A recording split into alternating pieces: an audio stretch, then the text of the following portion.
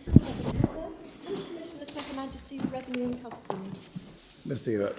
My Lord, in this appeal, I appear for the appellants. My learned friends, Miss Foster and Miss Nathan, appear for the revenue. I must first apologise for our disparate clothing. That is entirely my fault. A breakdown of communication between counsel, I'm afraid.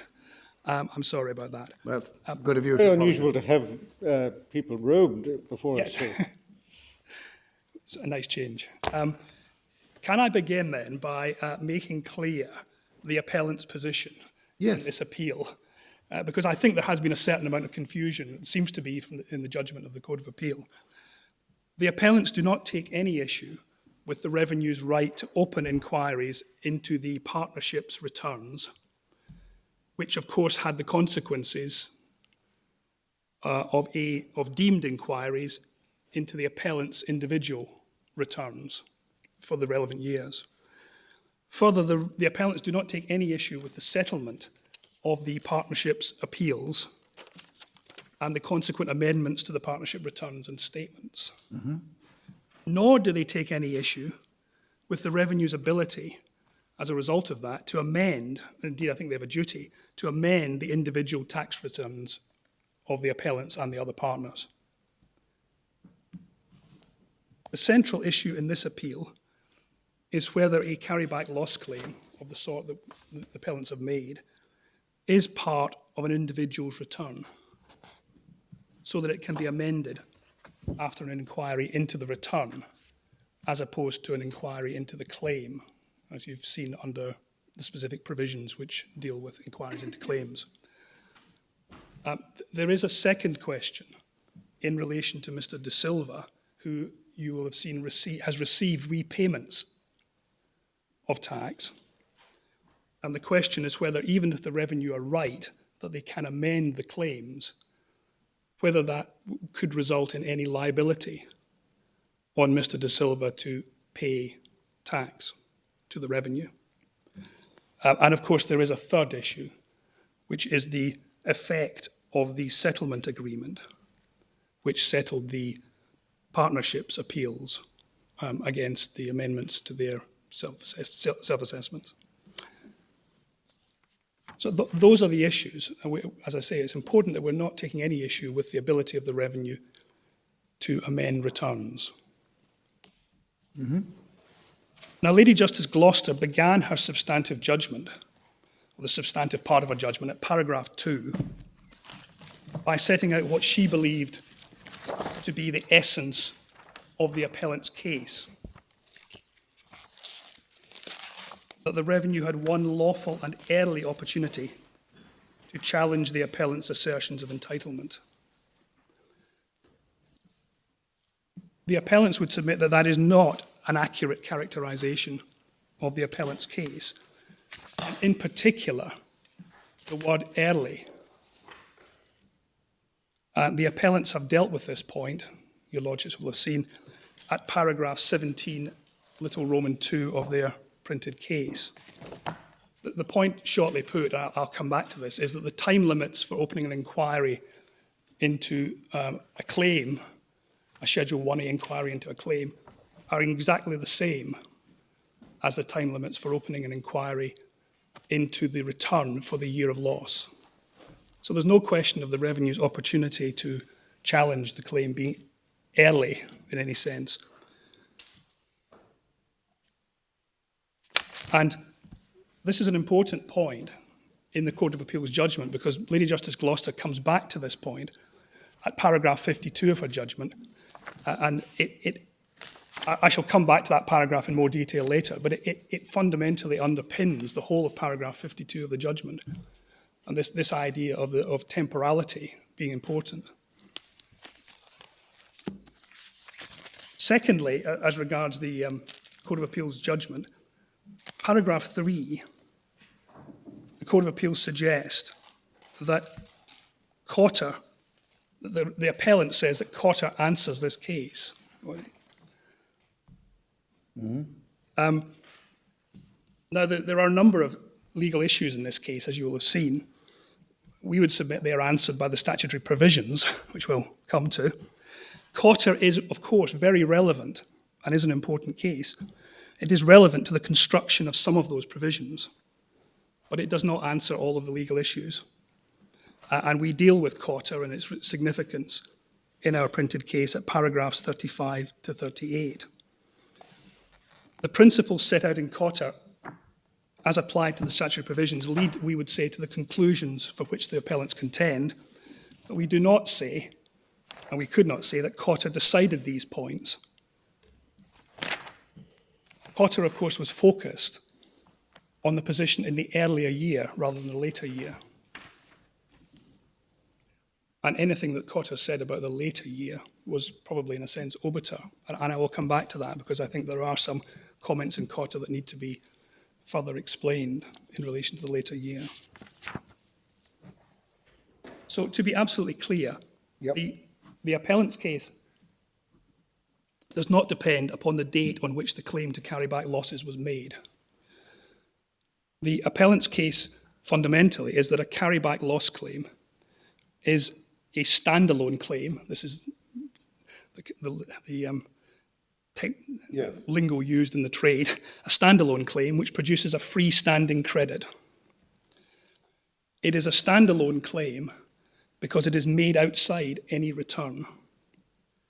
It can be made in a letter to the revenue or, as commonly was done, in the additional information box in the tax return form for any year.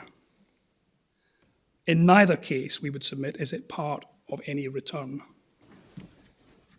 It produces a freestanding credit because the credit which is generated is used outside the system of returns and self-assessments. The credit can be used to set off any tax liability which exists or to obtain repayment of any tax paid in the past. So fundamentally, it is outside the system of returns and self-assessment. And I'll explain why that is the case in a moment. Further, we say making a carryback loss claim is a single process, a single stage process.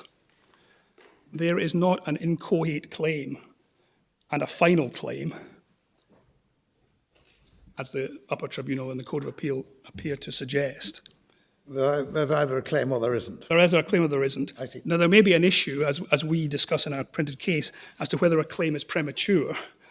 That is to say, it was made before a time when it could be made, and it would therefore be invalid for that reason. And we discussed that at paragraph 40, little Roman 2 of our printed case. And cases such as Blackburn and Keeling might be relevant to that.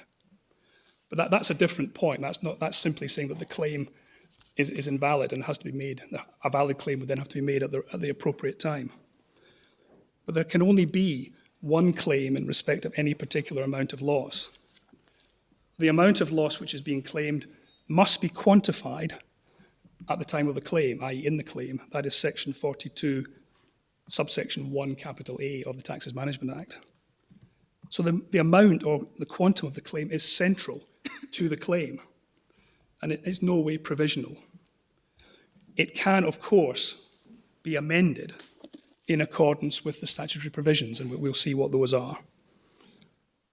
In short, the appellants say that the system is much more straightforward than that suggested by either the upper tribunal or the Court of Appeal.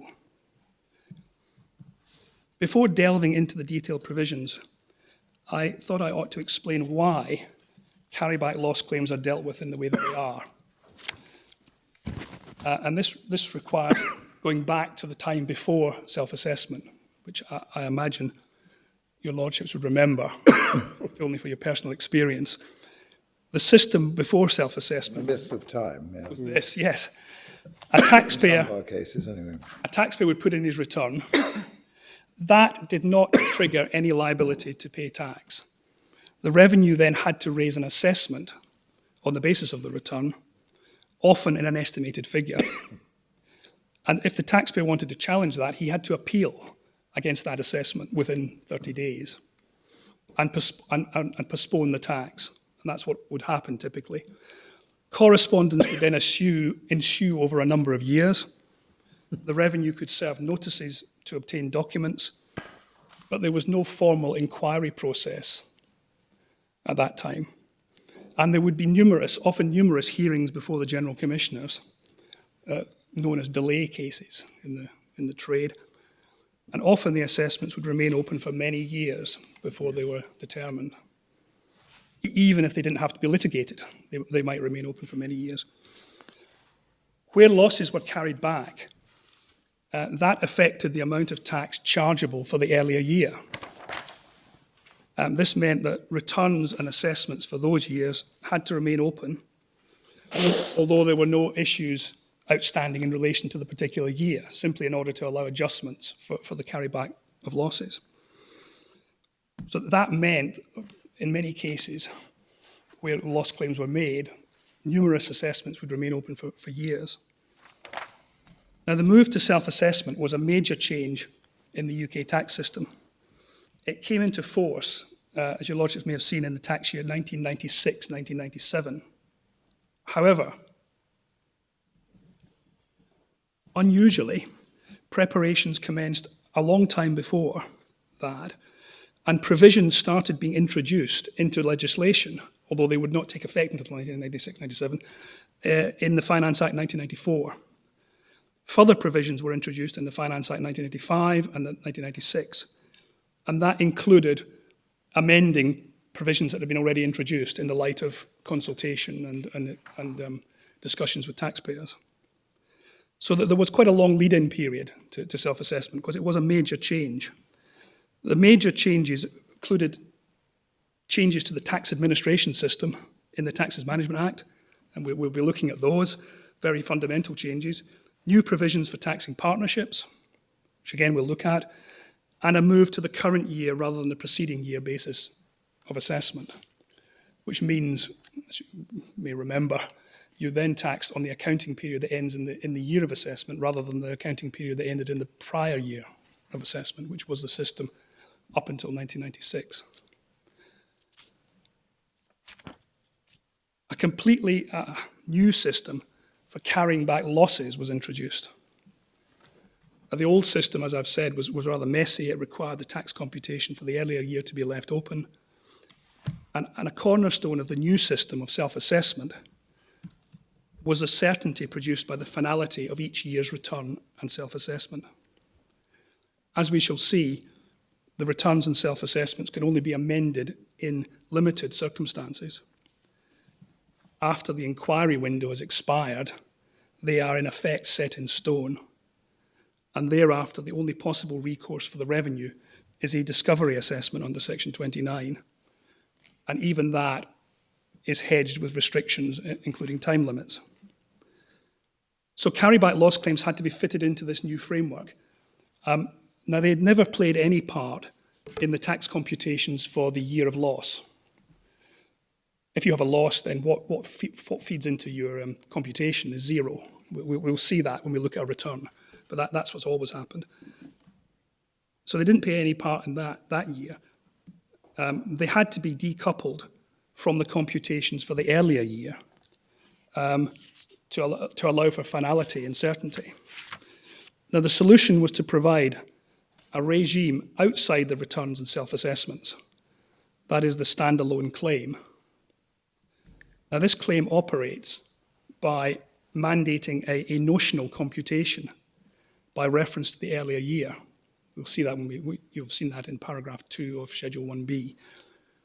The taxpayer is granted a freestanding credit for the amount that is computed, and this credit can be utilised as a set-off against any liability to tax which the taxpayer had for any year. Alternatively, the taxpayer can cash in the credit for a repayment of tax paid in the past.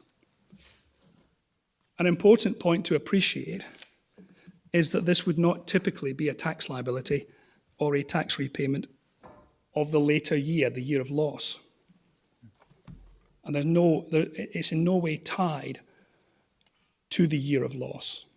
Very often, and I'll come to it, I was going to give your lordships an example, which I hope will be useful in explaining how we say the system works. But very often in the year of loss, there wouldn't be any tax liability. Because you're carrying on a trade and you've got a loss. Now, you may have some other income, but often you wouldn't have any income. Yeah. It doesn't matter. There's no tie between the use of the credit and the year of loss. However, for the purposes of various time limits for claims and inquiries and for interest payments on repayments of tax, the claim is treated as relating, that's the word used in the statute, to the later year. And this is the significance of Schedule 1B, Paragraph 2, Subparagraph 3. And I shall return to that, this important point, because I think it seemed to be important to the Court of Appeal. The Court of Appeal considered the appellant's arguments to be commercially at odds with the statutory scheme for the taxation of partnerships and consequent taxation of individual partners. That statement we would submit is in itself wrong, and in a sense also rather puzzling as to the reference to commercially. But in any event, it entirely misses the point. The appellant's submissions are wholly in line with the scheme of the self-assessment system as it applies to carryback losses claims, and that's what's important. There is no overarching substantive tax position which trumps the TMA rules. The very opposite is the case, we would submit. The TMA rules trump any supposed underlying real, inverted commas, tax position. The TMA rules provide for particular procedures to be followed by both the revenue and taxpayers. There are requirements, including time limits. There are good policy reasons for these rules. They promote certainty and finality, and that is more important, or thought to be more important, than attempting to achieve the perfect answer in every case. It itself an impossible task. So, can I then give to your lordships an example, a fairly simple stylized example, to illustrate how we say the provisions work? I'm imagining a taxpayer, a year one for this taxpayer, for the sake of simplicity, is 2001. Okay. And in that year, he's in employment, he has employment income, dividends and interest on his savings. Year two is 2001-2. He's still in employment at the beginning of that and has employment income, dividends and interest until the end of the year 2001, the calendar year, when he gives up his job and sells his investments and ploughs all his money into a new business, which he starts 1st January in partnership. 1st January 2002. 1st January 2002. Yep. Yep. So then year 3, 2002-3, he has no other income apart from what he gets from his trade. He's carrying on a trade in partnership with an accounting period which ends on 31st December 2002. Mm-hmm. It's a very common year end. In that accounting period, the taxpayer's share of the loss made by the partnership is 100. Right. So let's imagine on 15th January 2003, so that's after the end of the accounting period, Yes. the taxpayer makes a claim to carry back 25 of that loss to 2001-2 under section 381A. That's a carry back to the prior year. I'm sorry, under which provision? It's section 380, subsection 1, little a. Yeah. I see. Sorry, little b, I think it is. Sorry, little b. He claims to carry back 25 of the 100 loss To the prior year, 2001-2. Yep. Then on 30th January 2003, he makes a further claim to carry back 50 of the loss to 2000-2001 under section 381. And you'll have seen that that's a provision which allows a longer claim period in early years of trade. The taxpayer files his self-assessment return for 2002-3, that's the year of loss, on 31st January 2004. Right. That's the time when that's the last day in which he's allowed to do so. And he returns a loss of 100. He's no tax liability for the year. Now, can I, at this stage, can we look at one of the tax returns, which is in the bundle, in the core volume, just to see how this would be reflected in the tax return? Page. It's it's in the core volume behind tab 17. It's page 389 and 391 electronic, I believe.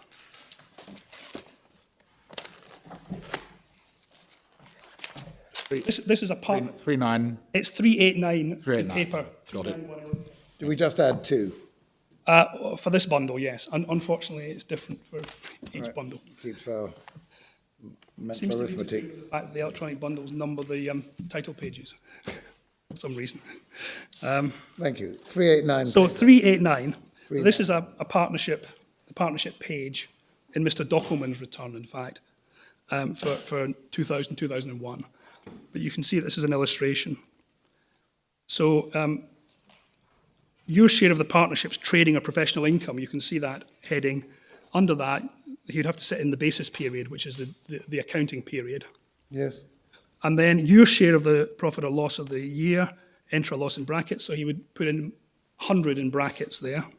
Yeah. The rest of this down to box 413 is not relevant. It's to do with changes in basis, etc. So then 413, net profit for 2000, 2001, if loss, enter 0 in box 413 and enter the loss in box 414. Now, the reason for that is that what will pass into Mr. Dockelman, in this case, or the taxpayer's self-assessment for the year is this figure, 0. Then we have allowable loss for 2000, 2001, that would be 100. Loss to carry. Now, then you can see there are 2 boxes. The next box, loss offset against other income, that is the box which allows you to make a claim for sideways relief. In-year relief, is it? In-year relief. Yeah. Well, yeah. Which box? Which box? It's 4.15. Yep. Loss offset against other income Yep, in sure. 2002. Sideways or in-year, yep, thank Yeah, you. and that is we would submit a claim for that relief. Right. Because all you need to do to claim that relief is to state you are relieving a certain amount of loss against your income for that year. There's nothing else that you have to say. And there's no dispute that a sideways claim, a claim in-year claim, is part of the return and is part of and it feeds into the self-assessment because it will reduce Yes. the self-assessment because it reduces other income somewhere else in the return. But arises only if you've got other income. Only if you've got other income. Yes. Yeah. And you may not wish to do so because there may be an advantage in carrying the loss back rather than Quite, depending on tax rates and so on. whatever. Yes. Yeah, there's all sorts of reasons. You can decide which to do. So then the next box is loss to carry back. Now this would include, in my example, the figure that would be in this box would be 75. Because the taxpayer has claimed to carry back 2 lots of claim, which add up to 75. And then loss to carry forward would be, in my case, 25. That would carry forward because it hasn't been claimed anywhere else. You've got 25 1 year back, 50 2 years back, and then you've got the 25, which will... 25 which will carry forward. Thank you. And could be the subject of a claim in a later year to carry forward losses, to bring losses forward under Section 385 of the Taxes Act. But it doesn't do anything at the moment. It just appears as a figure. And then you'll see taxable profit after losses brought forward is 0. It would be 0 in my example as well. Taxable profits from this business, again, is 0. And as I said, that's the figure that moves into the self-assessment. The figure at the bottom, the 0. But the important point to note is the only part of the return which asks you about losses to carry back and to record them is box 4.16. And all that asks you for, and this will be important when we come on to a point later, is the total of the losses that are being carried back. But it doesn't tell you which year you're carrying. It doesn't tell you which year, and it is not, we would submit quite clearly, a claim to carry back losses. Because the revenue wouldn't know from this figure where you're carrying back the loss to and whether you're carrying back some of it to one year and some to another. The only way they could know that, in this case, is because of what is in the additional information box in Mr. Dockelman's return, which explains it. So 415 is a claim, 416 and 417 are not. Not claims. I see, thank you. There's no doubt that 417 is not a claim. I don't think no one would contend that, because the carry forward claim only occurs in the year in which you're claiming the loss, the subsequent year. Well, it's an intimation of a possible claim It's information of an amount that can be carried forward and could be claimed in a later year. Yes. Yeah. That's right, my lord. And is the additional information box the large one on the next page? Well, that is one of them. I think the claim is actually made in a different. There are a number of additional information boxes on this return. Right. I think it's an earlier one that the claims are made on. But that's one. It's page 373. Yes. So if you put in that, or in any of them, the information that you are in fact claiming 25 for 1 year and 50 for another, That would be a claim. does it then become a claim? That would be a claim, but it is in our submission the freestanding claim. Rather than the return itself? It's not part of the return, my lord. The fact that it's put on the form, and that's the significance of Cotter, which we'll come to. Cotter made it clear that the fact that it's on the form, it doesn't follow that it's part of the return.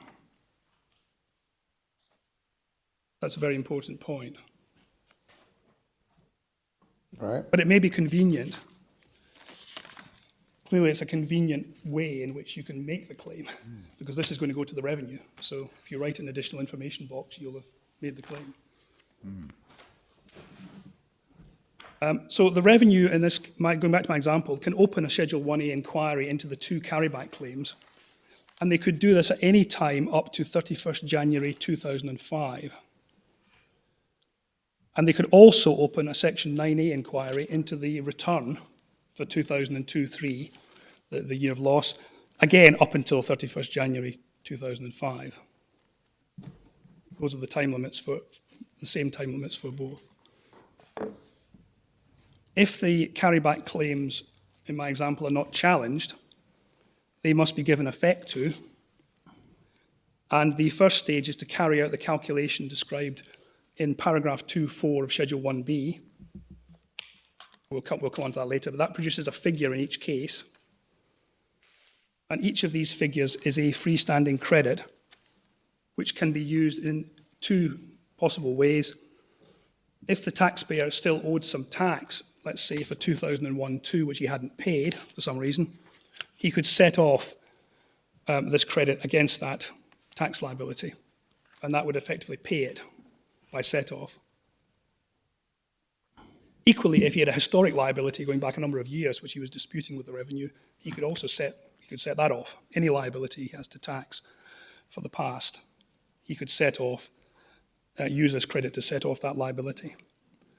Alternatively, if he has no liability, because he's paid all his tax, he can obtain a repayment of tax paid for any earlier year, 2001-2, 2000, 2001 in my example, or any earlier year.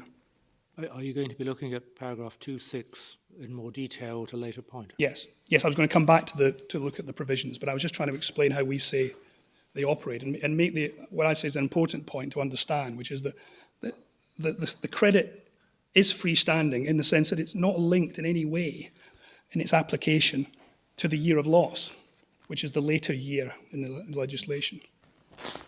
Now, in my example, there was no income in the year of loss. And as I say, that's not necessarily going to be, that would not be an unusual situation. But supposing the taxpayer had some income still in the year of loss, he could do one of two things. One, he could carry it back, as we've said, and use the credit against that liability. Or he could more directly make an in-year sideways claim to set the 25 that is remaining of the loss, because remember, we've only 75 been used in my example, the 25 against income for 2002, 2003. And that claim does not fall, quite clearly, it does not fall within Schedule 1B or Schedule 1A. It would affect the amount of tax chargeable and payable for the year 2002-3. It would affect the self-assessment, and it must be made in the return. That's Section 42, subsection 2. And there is no doubt that the revenue's inquiry into the taxpayer's self-assessment return for that year would encompass that claim, as it is clearly in the return. So there would be no doubt that the revenue could, by closure notice, amend that claim and remove the relief if it thought it inappropriate. Sorry, my lord. No, not at all. I'm sorry to interrupted you. Just to be quite clear what you're saying, you say the credit is not linked in any way to the year of loss. In its application, Lord, what I said, in its application, it's not linked to the year of loss. Yes, the product of the credit is available for Any use. any use. Yes. That may not be the issue. No, it may not, but I thought I would make that clear because it may be some of the remarks made in both in Cotter and in the Court of Appeal in this case seem to suggest that somehow the credit is being used in the year. And I'm not, first of all, not clear what that is supposed to mean, but it certainly doesn't mean that it's being used against tax liabilities necessarily for that year. So for example, you would say that that giving, am I right in understanding you're saying that the giving effect of a claim doesn't affect the amount for which the taxpayer is chargeable to income tax in the year of assessment in which he makes the claim? In the year of loss. In the year of loss. That's right. Yes, that's correct. Right. And I'll come back to that, but that is correct. It doesn't affect the self-assessment, which is the amount of tax chargeable or payable for the year, which is a statutory concept we'll see when we look at the legislation, but that's important. You get the credit, don't you, pound for pound? Exactly, yes. Right. So yeah. obviously you won't want to make a sideways claim if you haven't got any other income that year. Absolutely not, no. Right. You'd only make it if there But wasn't. But in any event, you're going to get pound for pound from somewhere or other the total amount of your carryback. Assuming you've got either a liability or you paid tax. Assuming you've got enough income to settle Yes. liability to settle off against. Yes. Yeah. Yeah. Right. Yeah. It can only be cashed in as a set-off or as a repayment of tax. Yeah. Yeah, and that's really your critical proposition. If it doesn't affect the amount of tax chargeable or payable for the year of loss, then you'd say it doesn't fall within the scope of Section 8. Exactly, my lord, yes. Yeah. Precisely. You're relying on the Cotter analysis for that purpose. Absolutely, my lord, yes. Yeah. Which I would, with respect, say was absolutely correct. And you can see why, we'll see why it must be correct for the reasons. What I was proposing to do then was, first of all, to look at the statutory provisions, which are obviously critical now, and Cotter after that. And then I was going to make my submissions on the issues, and then turn finally to the Court of Appeal judgment in the light of those submissions and identify where we say the Court of Appeal erred in that judgment. I hope that will be useful. And I have indented, I will finish hopefully well before 12:15. Excellent. Good. So, can I take you then to the statutory provisions, which are in the authorities bundle? And it's tab 3. And I was going to start with section 8, which is on page 542 of the paper copy, 545, I'm afraid, my lord, adding 3 in electronic. Thank you. Yep. Very well, thank you. Yep. And this opens with the words, the critical words, for the purpose of establishing the amounts in which a person is chargeable to income tax and capital gains tax, we don't need to worry about that, for a year of assessment, and the amount payable by him by way of income tax for that year. And it's important that, obviously the word for is important. It's the amount chargeable for that year and the amount payable for that year. He may be required by notice to deliver on or before the day mentioned a return containing such information as may reasonably be required in pursuance of the notice.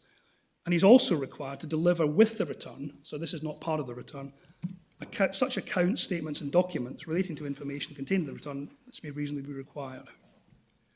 And you can see the day referred to in most cases, if the notice is given in time, is 31st January next following the year of assessment.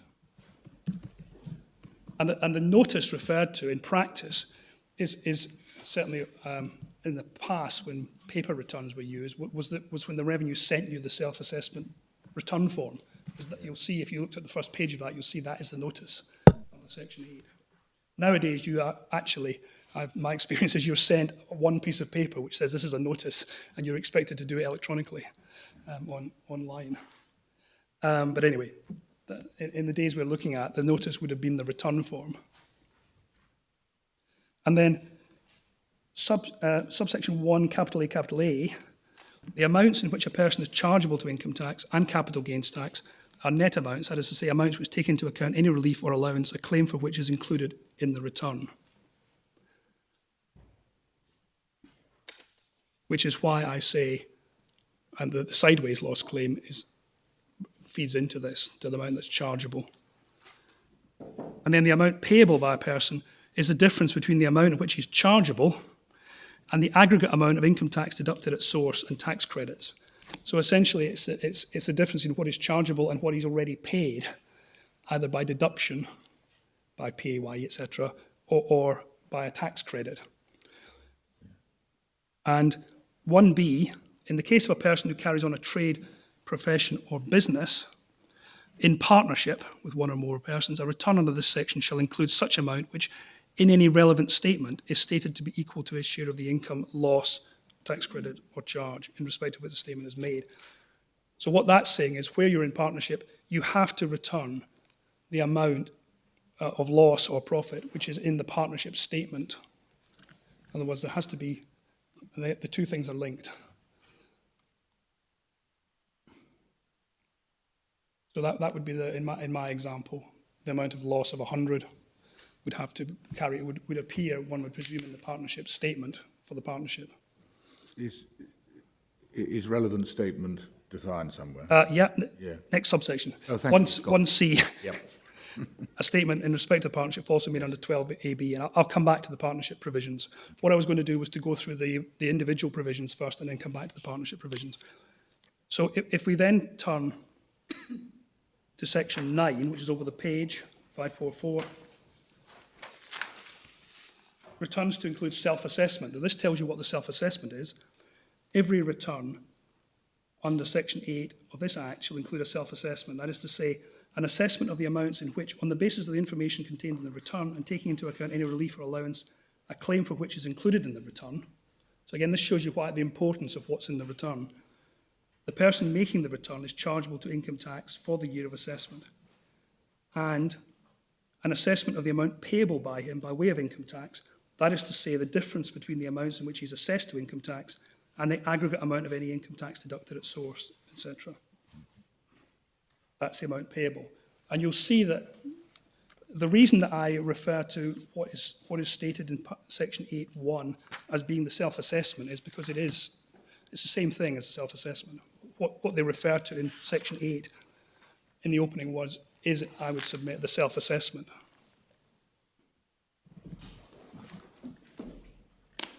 And then over the page, the significance of the words, but nothing shall enable a self-assessment to show as repayable any income tax treated as deducted, is because those particular provisions provide non-repayable credits.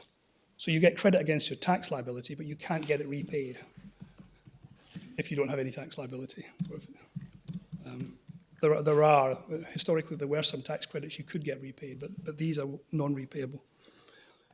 And then subsection 2, a person shall not be required to comply with subsection 1 above if he makes and delivers his return for a year of assessment on or before 30th September, or where a notice under is given the different date. And where he does that, the officer, the revenue make the assessment. But if you put it in after that, you have to do your own self-assessment. And then 9ZA, which is the bottom of that page, provides for amending your return not more than 12 months after the filing date, which is usually 1st January, the year after. Can I then take you from that to section 59B? Because that's the next step. It's page 616 in the bundle, 619 electronic. Thank you. And This tells you what becomes payable and when. So subject to subsection 2, the difference between the amount of income tax and capital gains tax contained in a person's self-assessment under section 9, so that's the figure that we've got under section 9, and the aggregate of any payments on account made by him in respect of that year, whether under 59A or otherwise, and any income tax which in respect of that year has been deducted at source, shall be payable by him, or as the case may be, repayable to him, as mentioned in subsection 3. So when you put your return in with your self-assessment, the effect of that automatically is this calculation is carried out under 59B.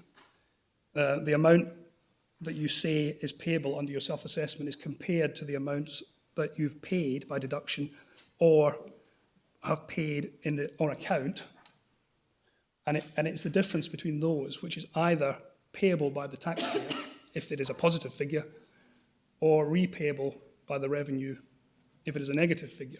So if you've paid too much on account, you're entitled to get some back. And of course, your lordships may be familiar with the payments on account system, which operates now. What you do is you pay on account of the following year of assessment every year on 31st January and 31st August, each year, half. The payment on account is effectively the amount that your liability for that year. It's assumed that the next year will be the same. So if your profits don't change year on year, in fact, what you'll be doing is paying on account every year, and then the payments on account will set off against your liability when you come to have the liability the next year. So you actually won't pay any tax. You'll pay all but on account, in fact. But the important point is that this operates automatically under the self-assessment system. This is what triggers your obligation to pay. And subsection 4 then tells you, in any other case, so that there's various cases set out. Any other case, the difference shall be payable or repayable on or before 31st January next following the year of assessment. So that's the normal case. I mean, there are sort of exceptions, but the normal case is the difference is payable by 31st January. And then there is a provision in subsection 4A, if there is a repayment but an inquiry is opened, then the revenue are not required to repay. And then subsection 5, which is important, this is what happens if the self-assessment is amended subsequently. Amount of tax which is payable or repayable as a result of the amendment or correction of a self-assessment, including section 28A, you'll see, which is the we'll look at, which is the amendment after an inquiry.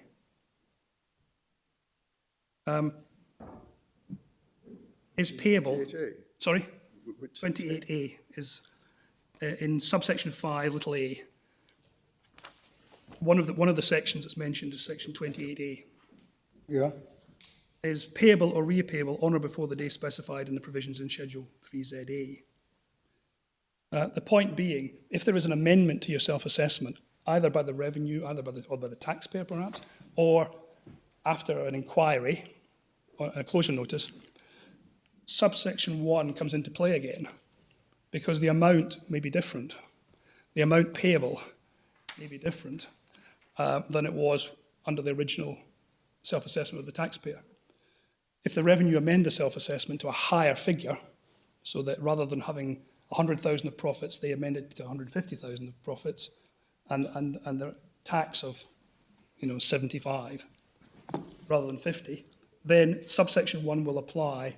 The amount that you have to pay will be a greater figure than it was previously, and that will trigger a liability to pay the extra amount at that point. But that only happens if the amount of the self-assessment is altered.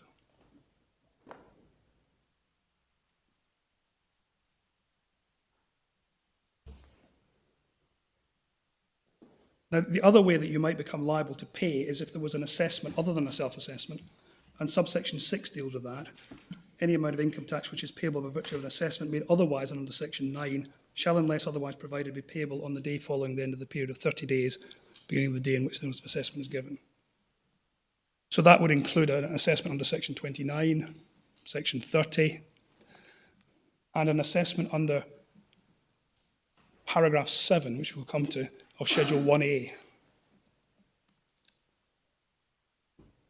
So this provision is very important because it tells it is the authority, the statutory authority, for the liability to tax, for income tax under the self-assessment system.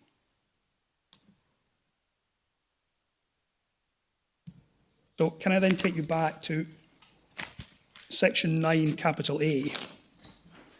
This is the notices of inquiry, which is on page 546, 549 electronic.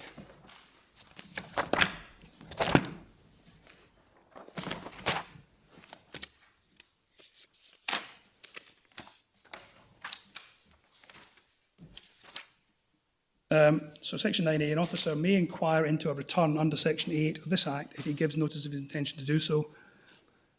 And the time limit is under 2A, if the return was delivered on or before the filing date up to the end of the period of 12 months after the filing date. So that's why I say it's a year after the return has to be put in. And then subsection 4, an inquiry extends to A, anything contained in the return or required to be contained in the return, including any claim or election included in the return. And of course, it was this provision that was an issue in Cotter, because the taxpayer was saying in Cotter, look, my claim was in the return. Here's the return. You can see it. It's on the return. And therefore, an inquiry under Section 9A was the appropriate inquiry. And what this court said in Cotter was, no, this claim, although it's on the form, isn't in the return for the purposes of Section 9A and other provisions. And therefore, Section 9A inquiry would not be the appropriate inquiry in relation to it. It has to be a Schedule 1A inquiry, which is what the Revenue had done in that particular case, of course. So they've opened the inquiry, they then carry out the inquiry, and at some stage they close the inquiry. And Section 28A, which is on page 579, tells you what happens then. Sorry, what page is that again, please? Sorry, it's 579, 582 electronic.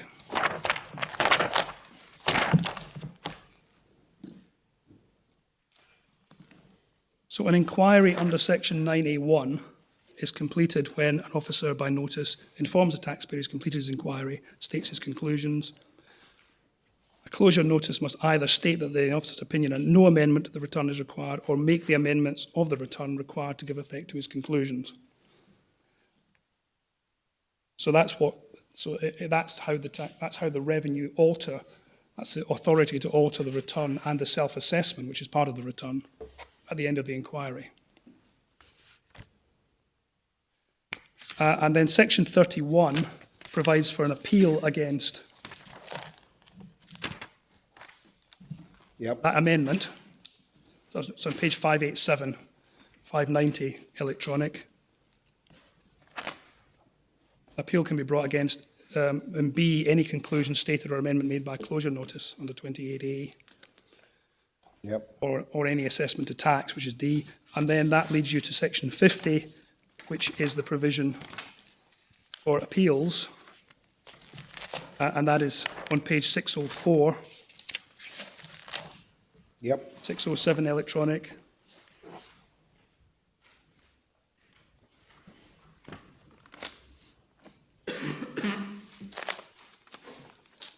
And it gives the commissioners at that time, now the first tier tribunal, the jurisdiction to amend, to effectively amend the return up if it thinks it appropriate. And Section 54, on the opposite page, is a provision which allows the Revenue and the taxpayers to come to an agreement settling an appeal, and the effect of the agreement is the same as if it had been a determination of the commissioners.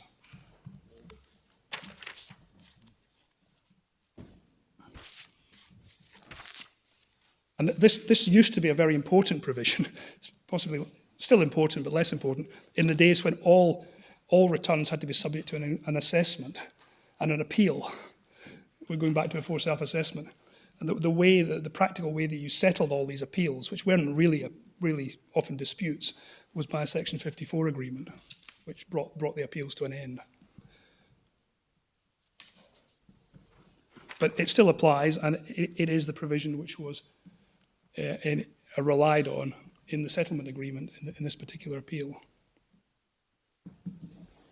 But it doesn't have any greater effect than dealing with the appeal in hand. Now, can I take you then back briefly, because the provisions are very similar, to the provisions relating to partnerships, and that's Section 12, capital A, which is, on page 549, 552 electronic.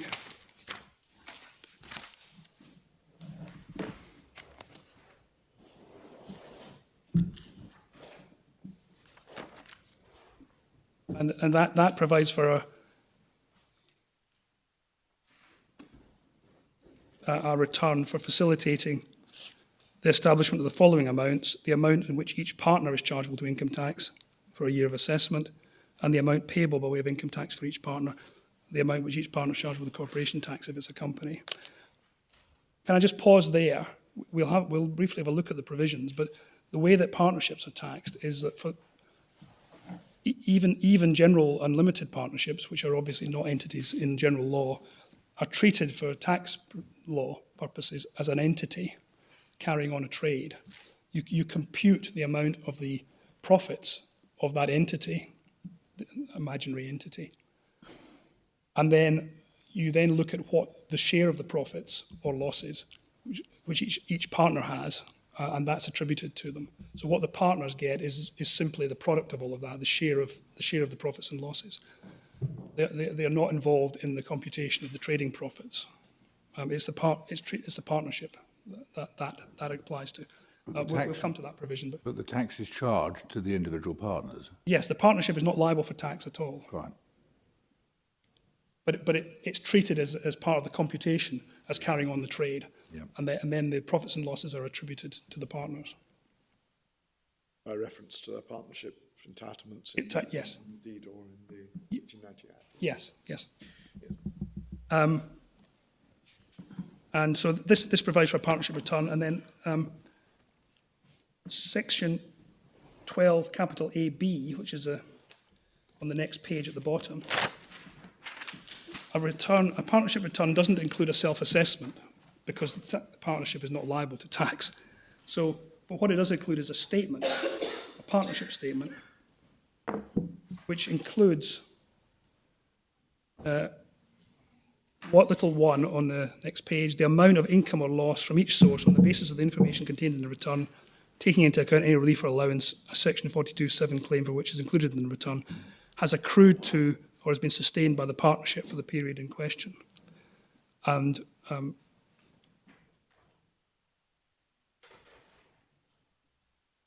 B, in the case of such period, for each of the partners, the amount which on the basis, taking into account any relief or allowance, is equal to his share of that income, loss, consideration, tax, credit or charge. So the partnership statement has to set out how the total tax liability is shared or losses are shared between the partners. And it's that, you'll remember, which has to carry into the individual partner's tax return.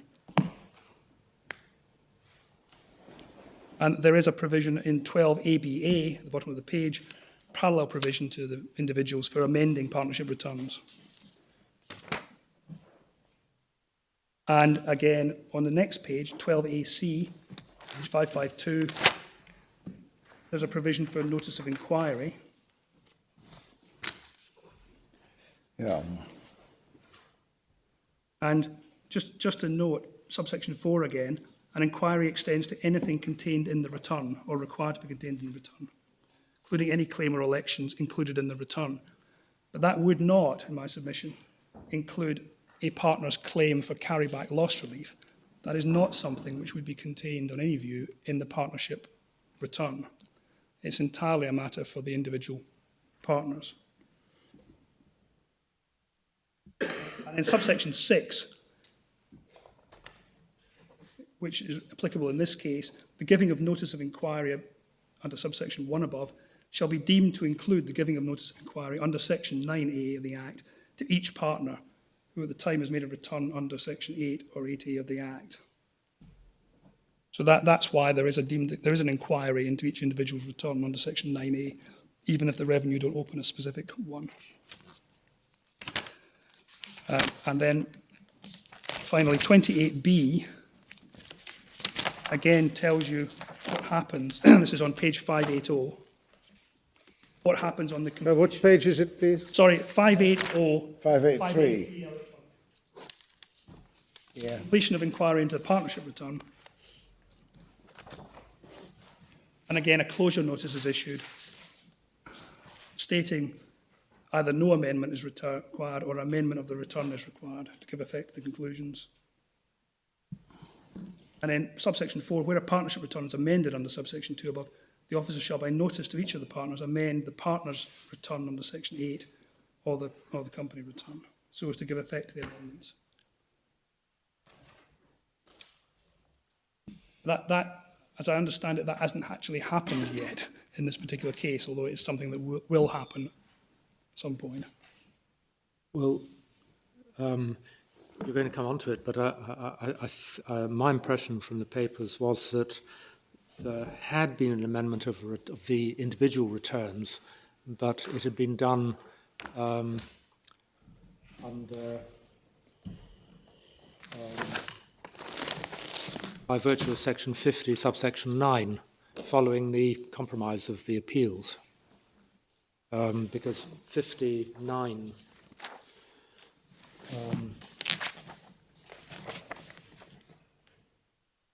Yes.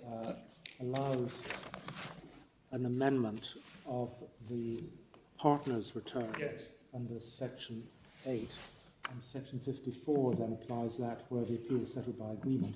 And there are a number of letters in the appendix where the revenue have written saying we are amending the return. Yes, but that provision is really equivalent. It's parallel to the provision we've just been looking at. I mean, it's the result of an appeal. Exactly. Yes. Well, something I wasn't quite sure about was what the revenue had actually done when they amended the return. Which boxes did they amend? Yes, I'm not clear on that either. I'm wondering if they have only amended the box for the partnership loss, or rather the partner's share of the partnership loss, or if they also amended the boxes relating to claims based on those losses. Well, that would be the additional information box they'd have to amend. Yes, they could amend the box which gives the total amount of carrybacks, I guess. Yeah. What they wouldn't amend, for sure, my lord, is the zero figure. No. Because that will not be amended. That's of some significance. That couldn't be amended. But this, in a sense, this simply this raises the same question: what is in the return? Because all they can amend under this provision or under section 50, subsection 9, is something that's in the return.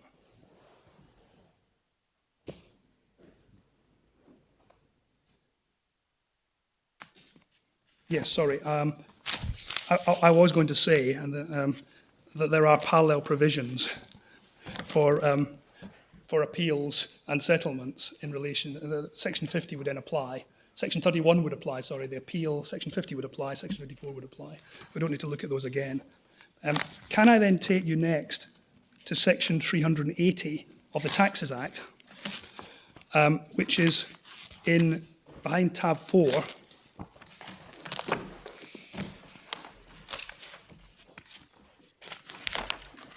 on page 683, 686 electronic. Thank you. Set off against general income. Where in any year of assessment any person sustains a loss in any trade or profession or vocation carried out in by solely or in partnership, he may, by notice given within 12 months from 31st January next following that year. That's it. You should note the time limits for making the claim run by reference to the year in which the loss was sustained. That year, make a claim for relief from income tax on an A, this is the sideways claim, so much of his income for that year is equal to the amount of the loss, or where it is less than the amount, the whole of that income. The reason I said that what was in the return was sufficient to be a claim for that is that you can see all you have to do is to claim the loss against the whole or part of your income. You don't have to identify what you're claiming it against. It's simply claimed against your entire other income. And then B, this is the carryback claim, so much of his income for the last preceding year as is equal to that amount, or where it is less than the amount, the whole of that income. And then relief shall not be given for the loss of the same part of the loss, both under A and B. And then subsection 2, any relief claimed under A in respect of any income shall be given in priority to relief claimed in respect of that income under paragraph B. That would be if there was a carryback from another year, a subsequent year. And then we have section 381, which is on the opposite page. Yep. This allows where a person's carrying on a trade in the year of assessment which is first carried on or any of the next 3 years of assessment, he may, by notice given on the first anniversary of the 31st January next following the year of assessment in which the loss is sustained, so again it's by reference to the year of the loss, make a claim for relief under this section. And subsection 2 tells you what that is, the income for the 3 years of assessment last preceding that. Just returning for a moment to the amendments made, I'm just looking at one of them as an example. It's in Appendix Tab 12, page 350, which I think is probably electronically free. Yep.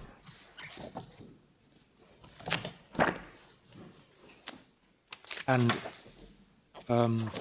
it narrates that there's been a settlement under Section 54 and notifies Mr. Silva of the agreed figures for his allocation of a partnership loss for the year 99-2000 and says, I'm now amending your own return, oblique or carryback claim to reflect this change, and then details of the calculation are attached, and they show that there has been a recalculation based on an alteration of a carryback claim, and the consequential credit is then brought into the account. Yes. And he says, I've also, I think it's updated, Yes. your self-assessment statement Yeah.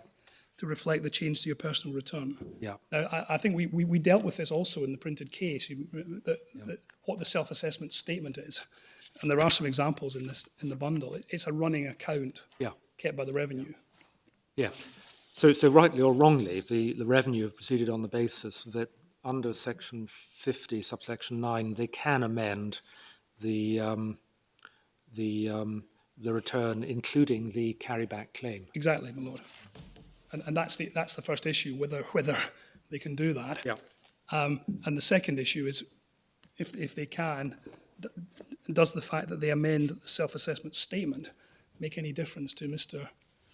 De Silva's liability to pay tax? And we say no, because any amendment to that statement can only be valid if it's justified by a statutory provision. They can't create a liability simply by amending the statement. Yeah. Yes. So I was going to then take you back. We've looked at the provisions for loss relief. While we're here, we might as well look at section 111, which is 2 pages further back in this tab, which deals with the treatment of partnerships. Where a trade or profession is carried on by persons in partnership, the partnership shall not, unless the contrary intention appears, be treated for the purpose of tax acts as an entity which is separate and distinct from those persons. So long as a trade or profession is carried on by persons in partnership, any of those persons is chargeable with income tax. the profits or losses arising from the trade or profession, the actual rate shall be computed for the purposes of income tax in like manner as if the partnership were an individual and the individual were an individual resident in the United Kingdom. So there's a computation of the profit and loss of the trade as if the partnership was an individual. And that produces a figure. And then the person's share in the profits or losses arising from the actual trade or profession for which any period are computed in accordance with subsection 2 above shall be determined according to the interests of the partners during that period.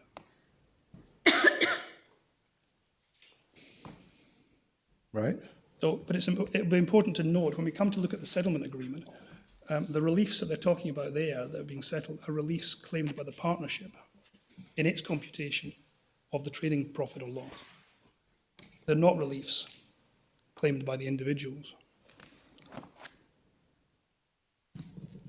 Back to that. So,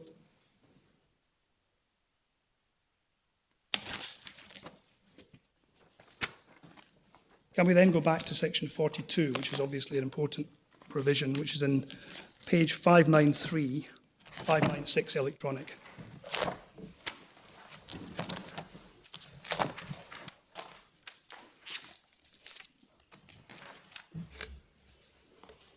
Yes. So it begins where any provision of the Taxes Act provides for relief to be given or any other thing to be done on the making of a claim, which is what we have here. Section 380 and 381 require that. This section shall, unless otherwise provided, have effect in relation to the claim. 1A, subject to subsection 3 below, a claim for a relief or an allowance or repayment of tax shall be for an amount which is quantified at the time when the claim is made. That's why I said one thing that is an irreducible minimum of a claim is the quantification of the claim. Subsection 2, subject to subsections 3 and 3A below, where notice has been given under section 8, 8A or 12A of this Act, a claim shall not at any time be made otherwise than being included in a return under that section, if it could, at that or any subsequent time, be made by being so included. And so this only applies where there has been a notice given under section 8. So one example of a case which wouldn't fall within this subsection would be a case where a claim was made before the notice had been given by the revenue. Or indeed, or by a taxpayer who doesn't receive a notice normally because he pays under PAYE and doesn't normally receive tax returns. But there are quite a lot of taxpayers who don't fill in tax returns. Yeah. And another example, which the revenue accept in their guidance, is a case where you make the claim after the time for putting in the return. So you make the claim. Some claims can be made 6 years or 4 years. And you may no longer be able to put in a return at that point. You've put your return in already, but you can't put it in again. So that there are a number of cases which fall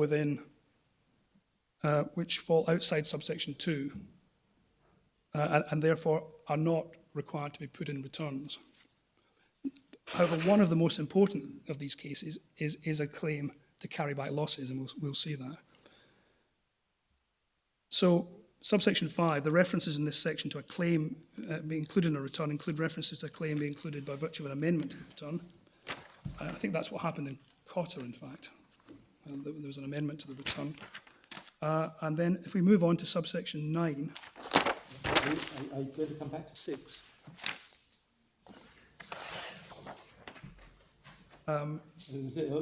6 and 7 seem to, I think, apply here, don't they? I'm not sure that they apply to. Sorry, yes. Yeah, the provisions shall be made. Yeah, where. Those claims, which would be section 42, I think. Yes. Have to be made in the partnership return. That's right. That's what happened. Well. Those are the claims which are part of the computation. I'm going a bit fast for other people who haven't looked at this before, but in subsection 7, the provisions there include under D the provisions to do with films under which relief was claimed in the present case. Yes. Yeah. And so 6 tells us that in the case of a business carried on by persons in partnership, a claim under those provisions Yeah. shall be made, A, where subsection 2 applies by being included in a partnership return, and B, in any other case, which you're going to be telling us this is, I think. No, I'm not, because in relation to the partnership, this is a subsection 2 case. Because The partnership was sent a notice. The partnership sent a notice, and they have to make the claim for the Section 42 in their return.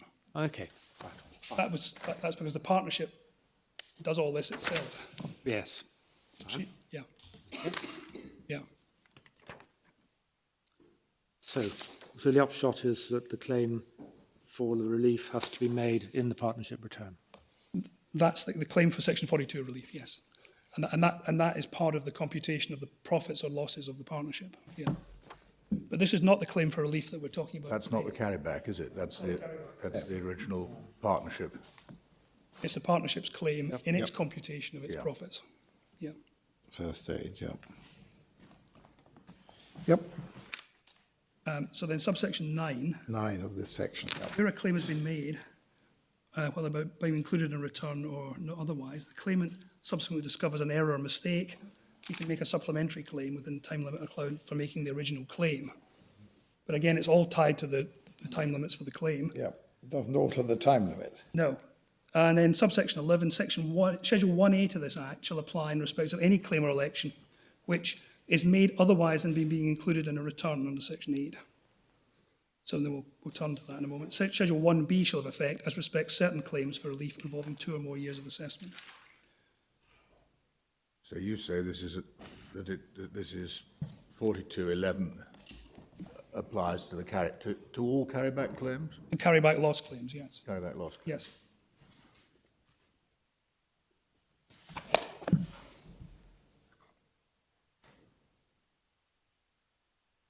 What about 11A, subsection 11A?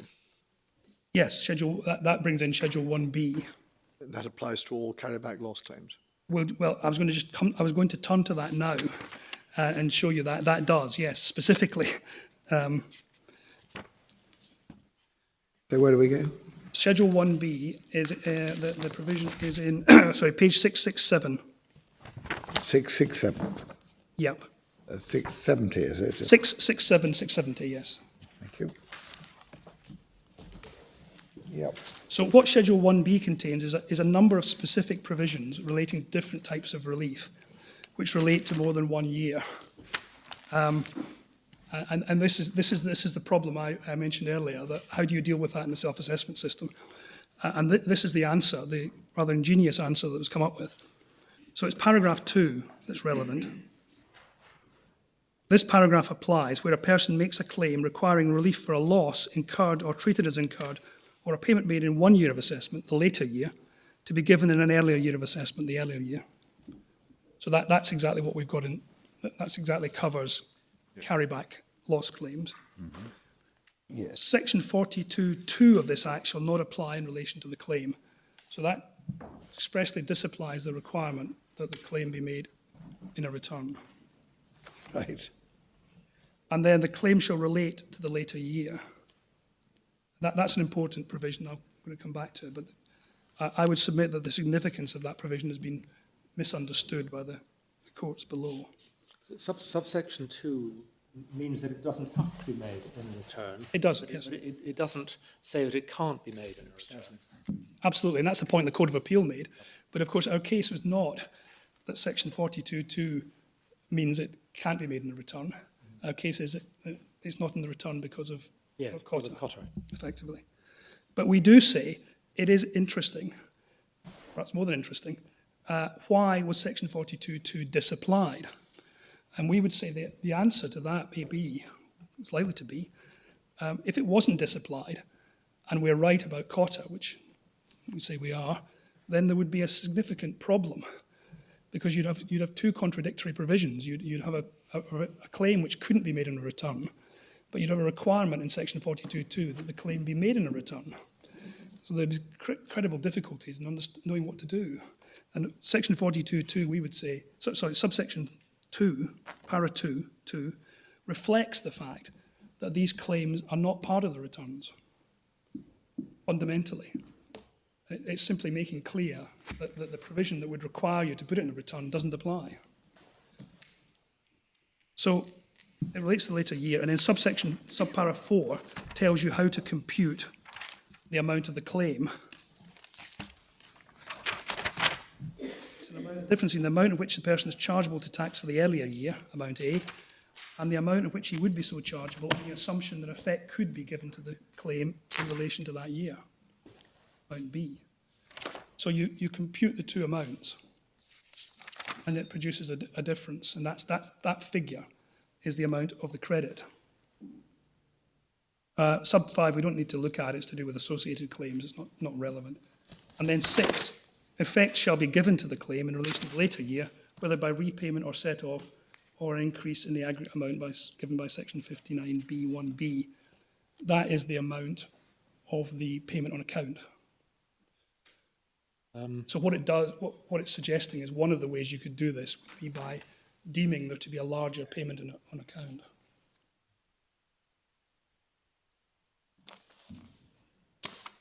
Now, I think it might be argued against you that that subsection 6, by saying that effect should be given to the claim in relation to the later year, whether, and then you have the alternatives, repayment, set-off, or an increase in the amount under section 59B, means that has the consequence that the claim affects the amount to which the taxpayer is chargeable to tax in the later year. Well, it doesn't. It doesn't affect it, and there's no doubt about that. I don't think there's any doubt about that. Right. And I'll show you what the revenue actually themselves say in their manual about how this works. Right. And they specifically say it doesn't affect self-assessment for the later year. And they explain why that is the case. What subsection para 6 is doing is simply, I would say, echoing subpara 3. It's given effect in relation to the year. In relation to is relevant, as I hope I've made clear in my printed case, is relevant to questions of time limits, particularly time limits for making claims, but in particular time limits for opening inquiries into the claim. And we shall see how it ties in with a provision in Schedule 1A that we're just going to look at. Why is paragraph 2.3 there? Why is the claim one that relates to the later? Well, is it for the purposes of time limits? When we come to look at Schedule 1A, paragraph 5, you will see that one of the ways in which the time limit is tied to the year to which the claim relates.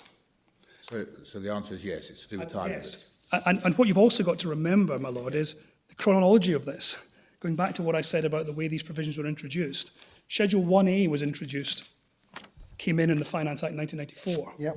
So it was there. When Schedule 1B was brought in, which was in the Finance Act 1996 at a later date, it would have been necessary to deal with this point in paragraph 2, because if you didn't have little 3, we'll see when you come to look at the time limits for making the inquiry, you'd have a problem. Because it wouldn't be clear how the time limits would apply. Thank you. Can I ask, because I'm struggling with this at the moment. Yeah.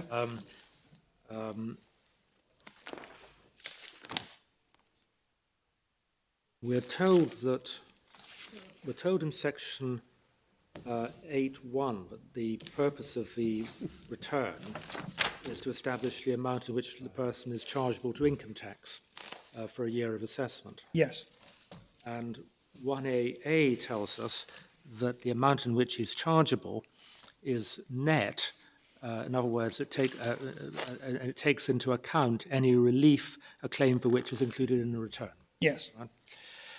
And you say that's only sideways claims. As far as loss relief, there are lots of other claims, of course. Yeah. Oh, yes. Yes, of course. Yeah. But we're told in paragraph 2.6 that a carry-back claim is given effect in relation to the later year, in other words, the year in which the loss was incurred, that could be by repayment or by set-off. Yeah. Now, doesn't that then affect the net amount to which the person is chargeable to income tax? For that year, no, it doesn't. It doesn't change the amount that is chargeable to income tax for the year. That amount is computed in accordance with the return, what is chargeable, and is fixed. And the amount that's payable is then the difference between that and what he's paid. But so is this not? But it doesn't alter depending on. Sorry, para 2 relief doesn't alter that. I may be being very dim, but if you could try to make it clearer for me, we're told that the amount to which is chargeable is net of reliefs. Is this not a relief which is relevant to that provision? No, because it's not in the return. That's all. Because it's not in the return, did you say?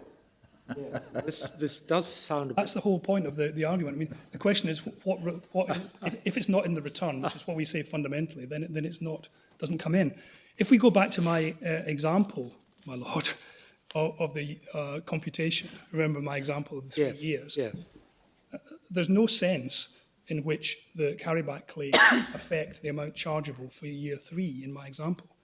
The amount chargeable for year 3 was 0. And it will always remain 0. Well, in that case, is there not a repayment due? But not in relation to that. There would only be a repayment due if you had paid tax previously.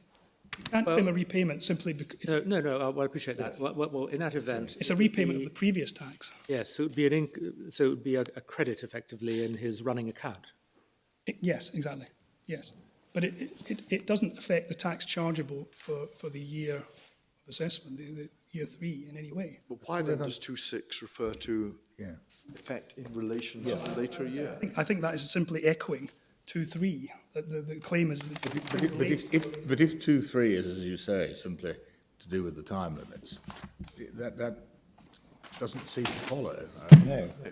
I grant you I'm a long way behind this course, but if it's simply the time limit, 3 is simply the time limit, you don't need 6.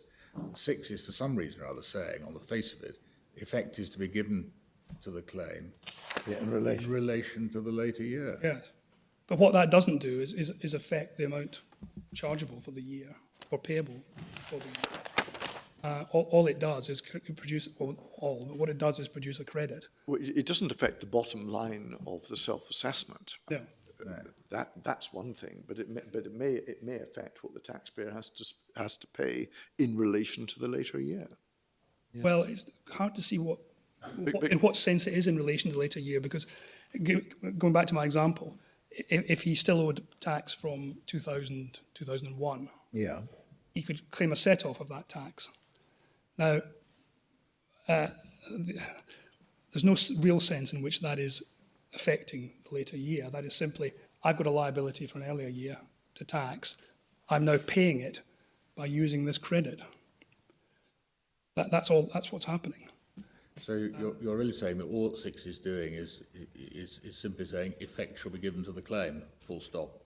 Yes, that's right. And I think it's putting an awful lot of weight on the words in relation to. When you look at how the system actually works, it doesn't in any way affect year 2. But what meaning? It's not intended to affect year 2. But what meaning do you give to those words at all then? Well, the only meaning I give is that the claim, we're already told the claim relates to the later year, and this is simply, if you like, repeating that. It's giving the claim in relation to the later year. I mean, it is really the crux of the case, isn't it? Because I entirely appreciate your argument is that in terms of Cotter, this is not a claim included in a return, and therefore it's not a claim which falls within Section 8, 1AA, little a, and therefore it doesn't bear on establishing the amounts with which Section 8.1 is concerned. And we I think even Lord Hodge was saying, well, let's agree to that. It doesn't affect that. But it's being said, well, still. Yeah.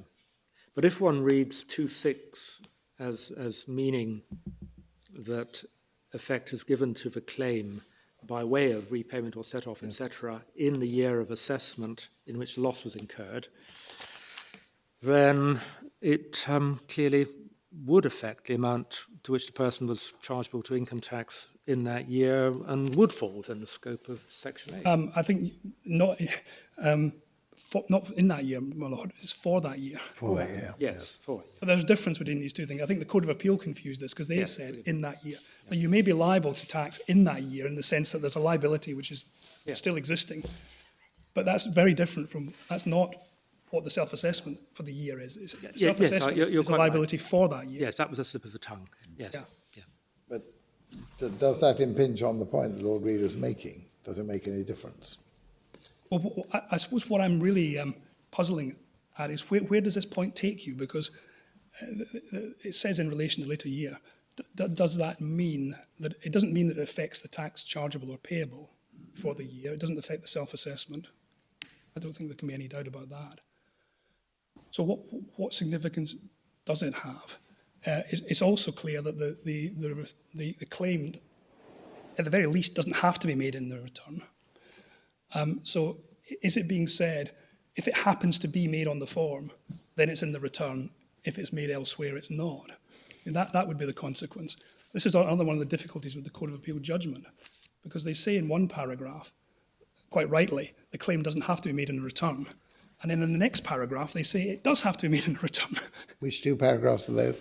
So these are paragraphs, I think, either 48 and 49 or 49. Thank you.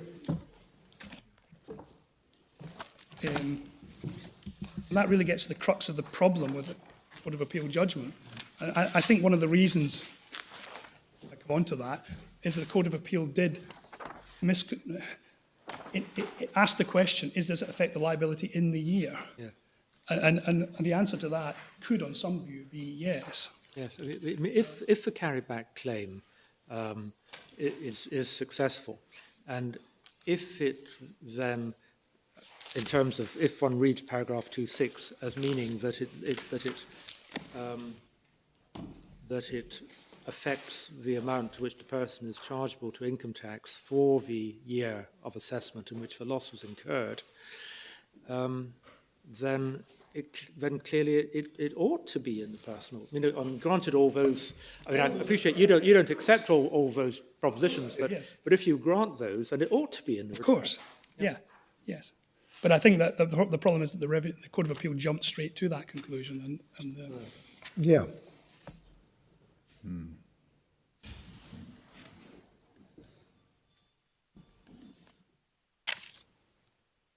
So I was going to take you back then.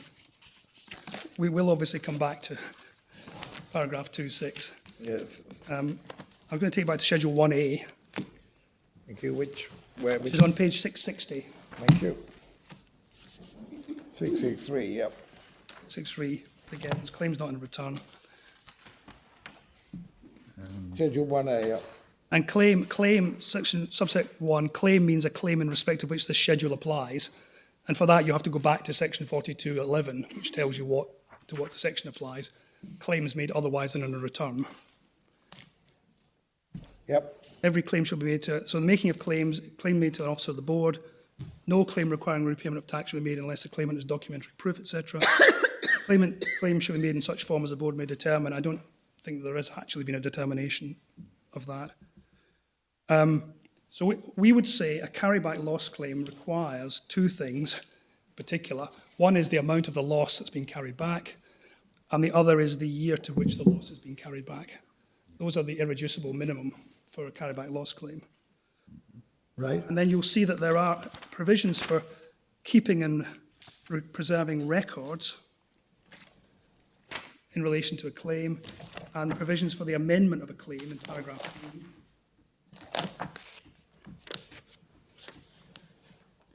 So it's clearly envisaged that the claim has some formal significance because it can only be amended in certain specified circumstances in paragraph 3. If it's not amended, insofar as it's not amended, paragraph 4 applies, subject to subparagraphs 1A, 3 and 4 below, and to any other provisions in the Taxes Act which otherwise provides, an officer of the board or the board shall, as soon as practical after a claim other than a partnership claim is made, or such a claim is amended under paragraph 3, give effect to the claim or amendment by discharge or repayment of tax. That's what imposes an obligation on the revenue to give effect to the claim. And sub 3. Where does that take account of the possibility of an inquiry? That is sub 3. Yeah. Where any claim or amendment, so it's subject to sub 3, is mentioned as inquired into by an officer. The paragraph should not apply until the day by which the inquiry is completed. But the officer may, so this is during the inquiry, give effect to the claim on a provisional basis. So there is provision for doing that in the inquiry period, but not otherwise.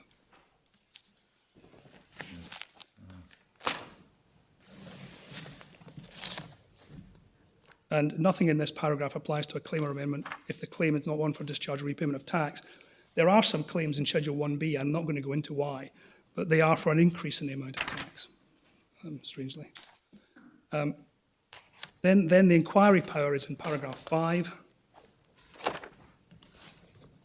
And the time limit for the inquiry, paragraph 5.2, the period referred to in subparagraph 1 above is whichever is the following ends the latest, namely, the period ending with the quarter day next following the first anniversary of the day in which the claim is made. B, though, is important, where the claim or amendment relates to a year of assessment. So you can see for the purposes of this, it's important to know which year of assessment the claim relates to. And that's what you say at 1B2. That's what 2.3 is doing. Yeah. The period ending with the first anniversary of the 31st January next following that year. So the time limit is by reference to the year of assessment to which the claim relates, which in this case is the later year. And it's a year after 31st January following the year of assessment. And then sub 3, which is important because the revenue placed some reliance on this, a claim or amendment which has been inquired into at subparagraph 1 above shall not be the subject of a further notice, or if it is subsequently included in a return, a notice under section 9A. And the revenue say, aha, this shows you that a claim can be made, carryback claim can be made in a return. But it doesn't, of course, because Schedule 1A applies much more widely than just to carryback loss claims. It applies to all claims which are made otherwise than in a return.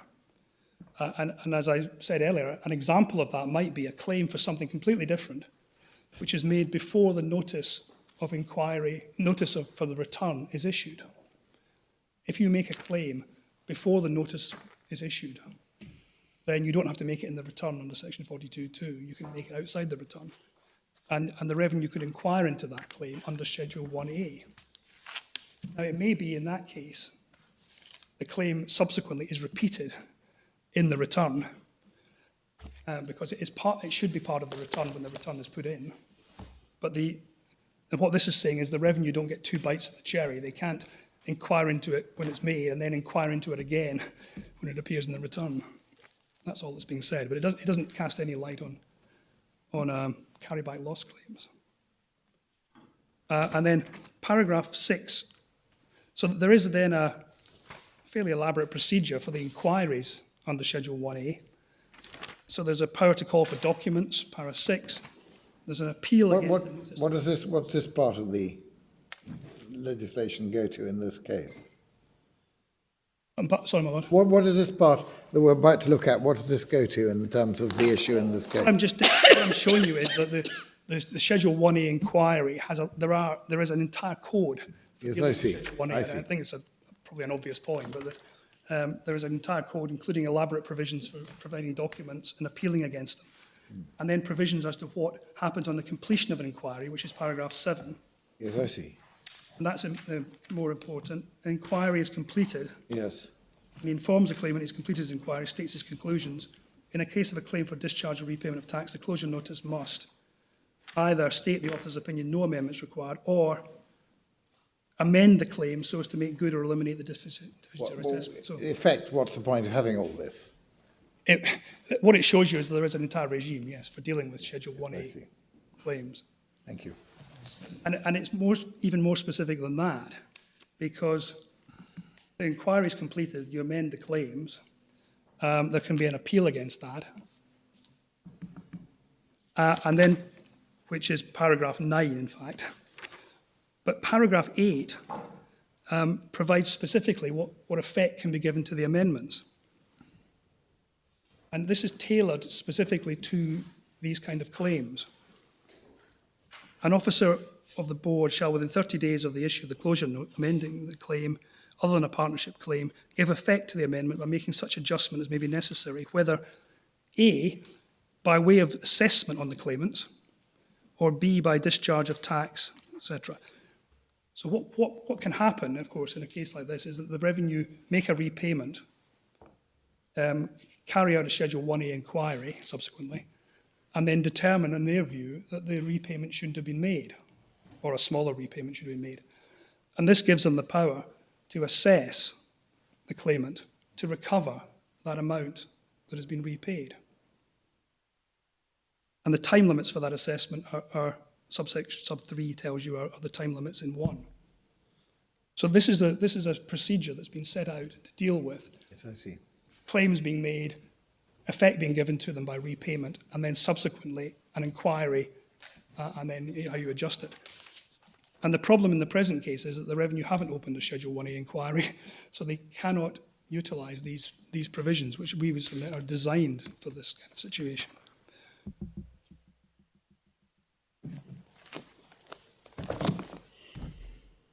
And that goes to the point as to how the tax can become due. Now, if there was a 1A inquiry, it would clearly become due because they'd make an assessment, and that would have the effect that the tax was due, liable to be paid.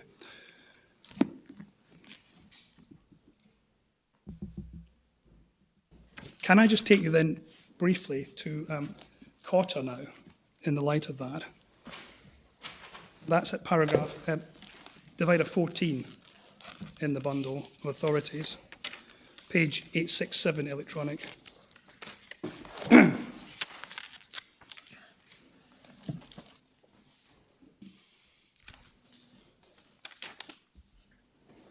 In essence, what happened in this case is that the taxpayer made his claim to carry back losses on the tax return form for the earlier year. And the revenue opened a Schedule 1A inquiry into the claim, but didn't open an inquiry into the return for the earlier year. And the taxpayer said, that's what you should have done. It was part of the return. You should have opened an inquiry into the return, not a Schedule 1A inquiry, which is something outside the return. So the revenue had to establish, to win this case, that the claim, although it was on the form, was not part of the return. And The point being that it was the return for the earlier year. it was a return for the earlier year, exactly. Yes. So then if we look at paragraph 6, pick up the judgment at paragraph 16, Yes. in my view, it's clear, in particular from paras 2, 3 and 6, that the scheme in Schedule 1B allows a taxpayer who suffered a loss in a later year and seeks to attribute the loss to an earlier year of assessment to obtain his relief by reducing his liability to pay tax in respect of year 2 or by obtaining a repayment of tax in year 2. Now, it's this sentence which was I was going to ask causing you- trouble, I think. Yes, I was wondering if you took issue with that. Yes, I do. Well, depending on what it means, but I certainly take issue with suggesting that it affects the self-assessment. But this wasn't an issue in Cotter, of course. The position in the later year wasn't an issue. The only issue was the position of the earlier year. And so it's not surprising that what's being said is not necessarily going to cover everything in relation to the later year. But we would say if that is suggesting that it is repayment of tax for the later year, or it reduces the self-assessment or the amount chargeable for the later year, that is not correct. And it goes on to say, it does not countenance, by virtue of the relief, any alteration of the tax chargeable and payable in respect of year 1. Well, that's obviously absolutely correct. On the contrary, the sum for which the taxpayer receives relief in year 2 is a difference between what was chargeable in year 1 and what would have been chargeable on the assumption that effect could be given and were given to the claim in relation to that year. In other words, the relief is quantified on the basis the tax liability in year one has already been assessed. Yeah. And then we have the important paragraphs in the section headed whether the Revenue acted legally by instituting an inquiry under Schedule 1A. And it's particularly paragraphs 21 and 22, which perhaps you'd just like to read. And then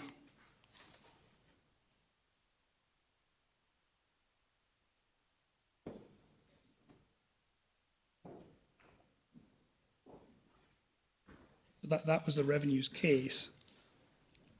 I mean, if you read paragraph 22 with the first sentence of paragraph 16, the implication would be that a claim which of the kind we're dealing with in this case would form part of a return. But that's why you take issue with paragraph. Yes, if those parts, yes. But if you ask the question in paragraph 22, does the claim, in Ms. Simler's words, feed into the calculation of tax payable in respect of the particular year, i.e. meaning for the particular year? For the year. The answer would be no. Understand. Yep. We would say, and that is reflected in the decision of this court in paragraphs 24 and 25.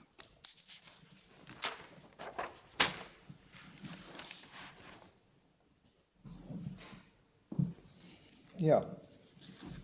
And then in paragraph 27, Lord Hodge makes the point that it's different if the taxpayer somehow manages to self-assess for a lower figure in relation to year two. Because if he does that, then unless the Revenue inquire into year one, unless they inquire into the year one return, that will become final. And interestingly, this is exactly what has happened in a number of cases since Cotter. There is one case that we've included in the bundle called Tooth, where the taxpayer did exactly that. He himself self-assessed on the basis that the loss, which was carried back, affected the amount chargeable and payable for the earlier year, and that generated a repayment. And unfortunately, the Revenue didn't inquire into that return. And so what happened, they had to, in the end, they issued a discovery assessment, which was appealed, and the Revenue lost in the tribunal on the discovery assessment.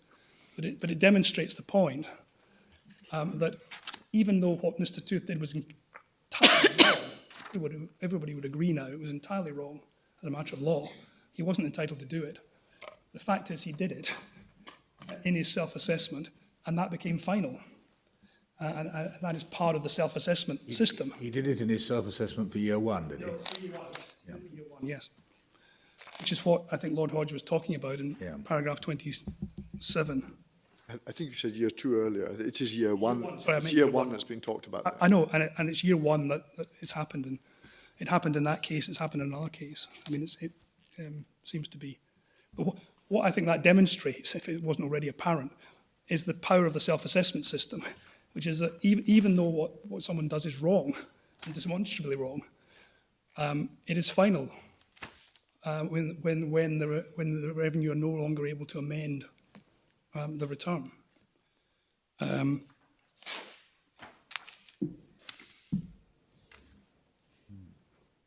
then I was going to also take you to paragraph 34, how the system works. Right. Where a taxpayer makes a claim for relief in the tax return form, which on its face is relevant to the year of assessment, as for example, when the claim employment loss relief in year two, where the taxpayer chooses under section 9(1) of the TMA to calculate the amount of tax to pay and allows for the relief in his calculation, the Revenue, if it disagrees, will have the option of correcting the return under 9ZB, which extends to errors of principle. If the taxpayer rejects the correction under 9ZB4, that correction has no effect. The Revenue may give notice of an inquiry under 9A. When the Revenue completes the inquiry by issuing a closure notice under 28A, the taxpayer may appeal a conclusion stated or amended in the closure notice. Similarly, if the revenue amends a self-assessment during the inquiry under 9C to prevent loss of tax, the taxpayer may appeal to the tribunal. Until this procedure is completed, effect is given to the claim unless it results in a repayment.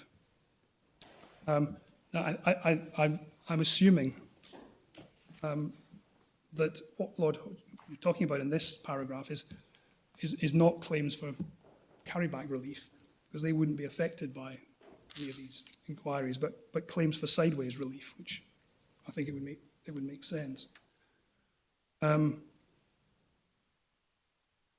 Yeah. I think that must be what's being referred to here.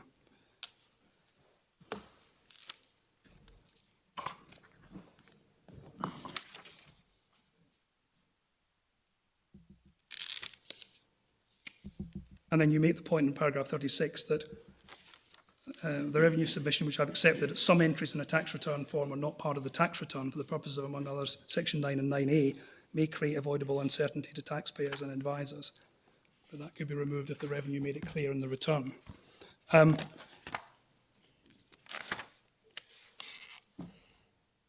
So that's what I wanted to look at. But Cotter is important because of the basic principle in Cotter, which clearly applies to year one, and we would say must equally apply to year two, which is that a claim is only part of a return for a year if it affects the amount of the self-assessment for the year. Okay. And our submissions are that essentially a carryback loss claim operates entirely outside the returns and the self-assessments for both the earlier year and the later year. The requirement, section 42.2, for it to be made in a return is disapplied, and I've already addressed you as to why that is. If it wasn't disapplied, there would be a problem, since the carryback claim is not part of the returns. Even if the claim appears on the face of the return form for the later year, it's not part of the return for that year, because it can't affect the amount of the self-assessment. And if we can just briefly look at what the revenue say about this. This is in the core volume, page 106.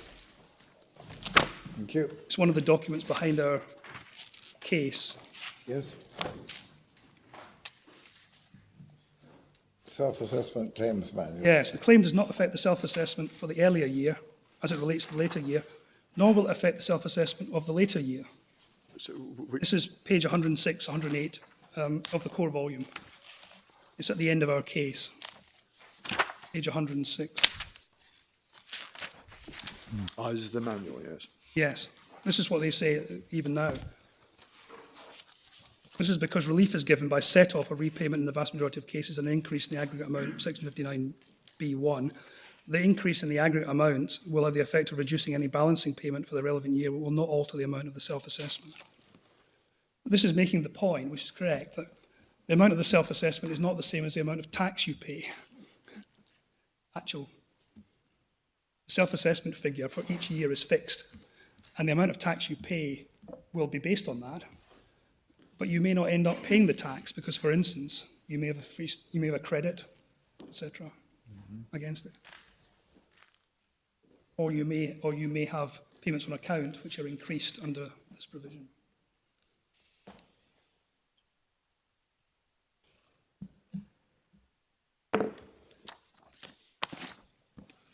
So we would say the amount of the self-assessment for the later year will remain exactly the same, whether the true amount of losses is 100, 50, 10 or 0, it doesn't matter.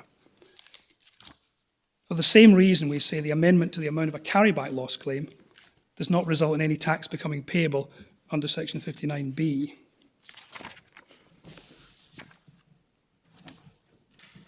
Yeah. The Court of Appeal asserted at paragraph 49 of their decision that the claim, if valid, affected the tax chargeable and payable in the later year. That's what the Court of Appeal said, which is why I'm taking issue. They said it affects the amount chargeable and payable in the later year, not for the later year. So that's paragraph 49. So fourth line down on that page should be for the later year. Yeah, this is because, Yes, sir. so that's explaining why it's in the return. because the claim, if valid, will affect the tax chargeable and payable in the later year. See para 2.3 of Schedule 1B.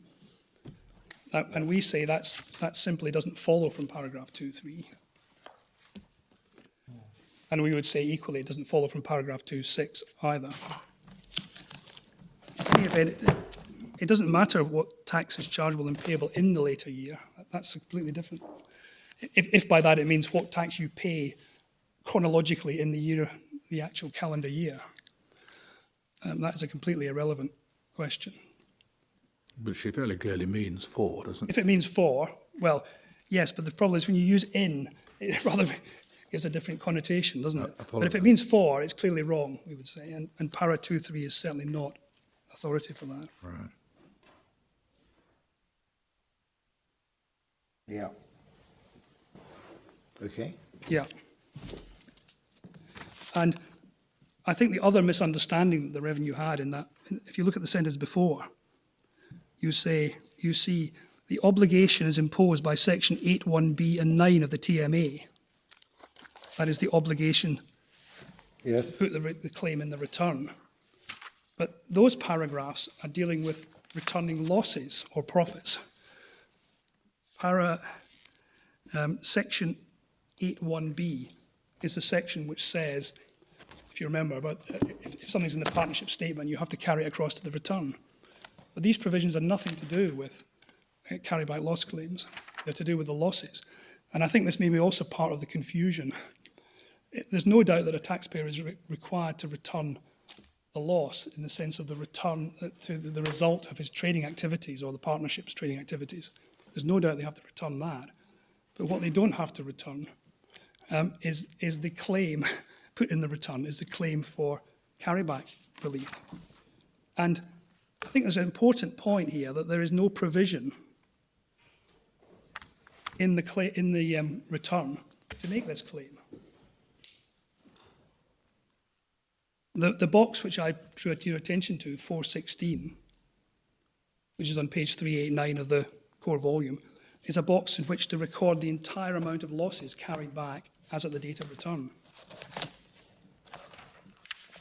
But there is no box for specifying the year or years to which the losses are being carried back. That was included in additional information.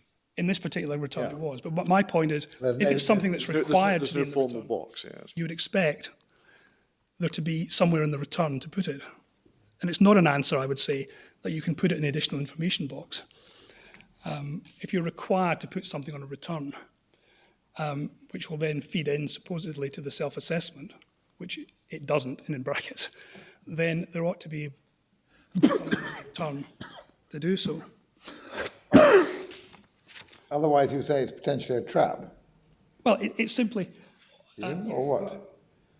Well, It's a very odd- it's inviting incorrect or inaccurate returns. It's an odd submission for the revenue to make that this return, this claim is required to be in the return, but there isn't any way to put it. Box for it. Yes. It's not conclusive. Obviously, the revenue might have made a mistake and misunderstood the law, but it is to some extent indicative. Can I just deal with a point briefly that my learned friend makes about the interaction with sideways claims? Yes. Because it seems to be a point which didn't appear below, as far as I can see.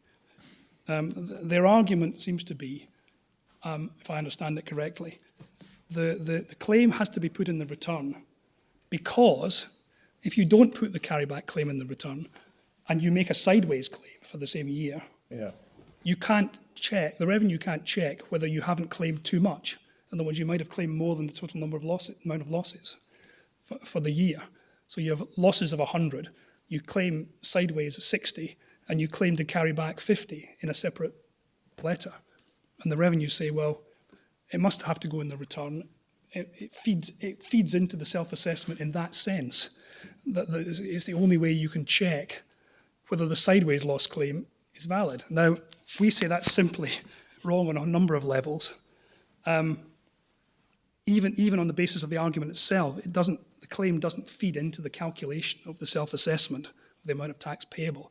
All they're saying is it's a cross-check to make sure what you've put in the form is correct, but it doesn't in any sense feed into it.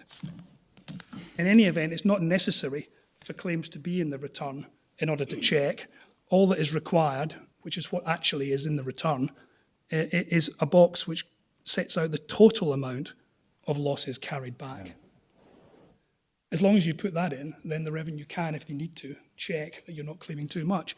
What you don't have to do, and there's no provision in the return, is make the claims, i.e. the specific claims for which year you're carrying back, how much. So in my example, all you needed to put in was 75, which was the total number of carryback loss claims. But that wouldn't in any sense tell you to which year these claims were being made and what was the amount of each claim. Also, third point, that a claim could be made in a letter after the return is submitted. Clearly, that claim would not have to be on the return form. Could be a good time after the return submitted. And finally, in any event, this argument could only begin to get off the ground in a case in which a taxpayer made a claim for sideways loss relief for the later year. Neither of the appellants in this case did so. So it's very hard to see how it has any relevance to this appeal at all, even if it had any traction. The other major point that the Court of Appeal and the Upper Tribunal made was that the idea that the claims were inchoate. In other words, they were sort of provisional until you put in your return, which somehow crystallised the claims. And the Court of Appeal supported the Upper Tribunal's reasoning on this. Yeah. We would say this is simply not justified by any statutory provision and is contrary to the scheme of the Taxes Management Act provisions. A claim to carry back losses to a particular prior year, which is quantified, is a complete claim in itself. The claim can be amended in defined circumstances, it can be inquired into, etc. The revenue must inquire into the claim if it wishes to amend it. If it's repeated in the return or in the return form, this is not a new claim. And wasn't the point that they were making, rightly or wrongly, that it isn't quantified until the partnership document, the partnership return, has been submitted and checked, and you've found out what the losses really are? Well, that may be the time when you can determine whether the claim is correct or not. Yeah. But the claim, making the claim, you make a claim at a time well before that, and you quantify what you're claiming, and that's the claim. Now, the revenue can inquire into it and say that's wrong, and we don't think you're right, etc. But that's a different matter. Yes, what the Court of Appeal said about that is really quite puzzling. If we just take up the Court of Appeal judgment. Yes. It's particular paragraph 52. This is the paragraph I was referring to. Yeah. Yes, it was. They say it's page 193. Page 193, yes. Yep, thank you. Third, even if contrary to my view, the appellant's intimations in their 01 tax returns to claim relief in respect of earlier years are to be characterised as standalone claims for relief, nonetheless, I see no reason why the revenue was obliged in the event to conduct an inquiry into those standalone claims pursuant to Schedule 1A, or if it did not do so within the prescribed time, was precluded from bringing any further inquiry under Section 9. Apart from the fact there's nothing in my judgment in the relevant statutory provisions that prevents the revenue from waiting for the submission of the required partnership and individual returns for 02, by which time the relevant losses have purportedly been incurred and a claim for relief is required to be included in the return before deciding to initiate an inquiry under Section 9A. More specifically, in the case, an inquiry under the combined effect of that section and 12AC, TMA, commercially, there would be little or no sense in the revenue initiating its inquiry before the full facts were known. Now that does seem, to a tax lawyer, that's a most puzzling statement, because the whole point of initiating an inquiry is to determine the facts. And the revenue initiate inquiries in order to determine the facts. Really difficult to understand what that means. Well, you make a claim or you put in a return, and if the revenue are not satisfied with it, they open an inquiry and then they inquire. They ask you questions, they seek documents. Does that mean that in every case where claim is put in the form that it was here in year one, revenue has simply has to inquire because it has no means of knowing yet what the partnership accounts are going to show. This is a carryback claim is made sometime early. Yes. In the sense of early, before, in my example, it was made on the 15th of January. Well, you're going to remember the revenue don't have to open an inquiry under Schedule 1A until, in my case, 31st January 2005. So they're not obliged to open an inquiry immediately. No. That's just a wrong view. If the revenue, if initially they're happy with the claim, they make a repayment. Subsequently, when the return goes in, for some reason they're not happy with the claim. They can't be happy with the claim initially, can they, if there aren't any partnership accounts yet? Well, Or rather, if there isn't a partnership return yet. in Mr. De Silva's case, they gave effect to the claim. They made repayment, and that was what they often do. Right. But whether or not, I mean, I think my answer to your lordship is they don't have to open an inquiry immediately. Yes, They can open an inquiry later, Yeah. yes, but at any time, up to the. can you remind me, what's the provision about their response to the claim? Where do we find that? That's para 4, I think, of Schedule 1A. Is that Yes. they're obliged to give effect to it As soon Unless- as practicable. as soon as practical, unless they open an inquiry. Yes. Well, I mean, how do they honour that obligation of responding as soon as practicable? How does your fact that they don't have to open an inquiry till later impinge on that? What they might do is what exactly they did, as I say, in Mr. De Silva's case, which was they did give effect to the claim. They made repayments to Mr. De Silva. That wouldn't stop them opening an inquiry subsequently, and if they were then dissatisfied and amended the claim under the paragraph that we saw in Schedule 1A, they could then assess Mr. De Silva and recover. So they have they have a statutory duty to respond as soon as practicable to the claim, Yeah. which means that it may mean well before they see or even see the partnership accounts, or possibly before the partnership accounts have been. Now that strikes me as surprising. Well, they have a choice. No, my lord, they have a choice at that stage. They get a claim. They can either give effect to it, or they can open an inquiry into the claim. Yeah, but And I think everyone agrees they could the do that. long stop date is no comfort whatsoever, because if they don't open an inquiry promptly, then they're in breach of their paragraph 4.2 duty to respond as soon as practicable. Well, it depends what you mean by as soon as practicable, I suppose. I mean, if you don't have the information, or the information hasn't been generated, as soon as practicable may be a fairly flexible concept. Which may explain the comment about inchoate. But you say that none of that's a problem. The claim is a claim is a claim. Yes, and there's nothing that says. And They're stuck with it unless they inquire into it, which does sound as if it means that in practice they've got to open an inquiry in every case where the partnership return hasn't yet been put in, doesn't it?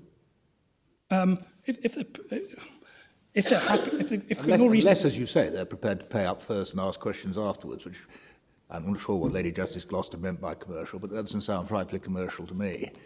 well, it was the revenue's approach.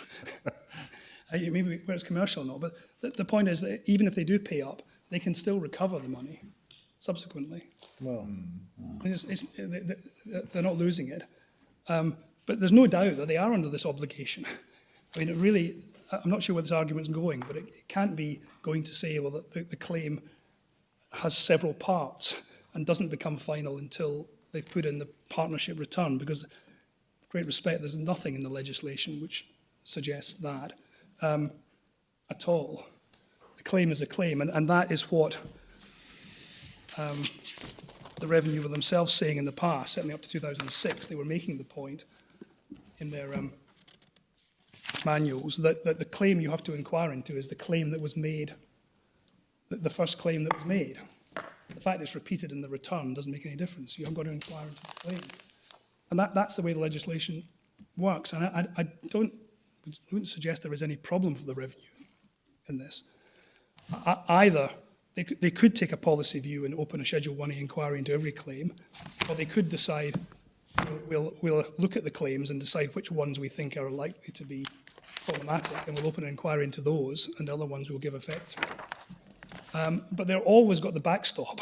They're always in the position to open an inquiry any time up until the time limit for the inquiry into the later return.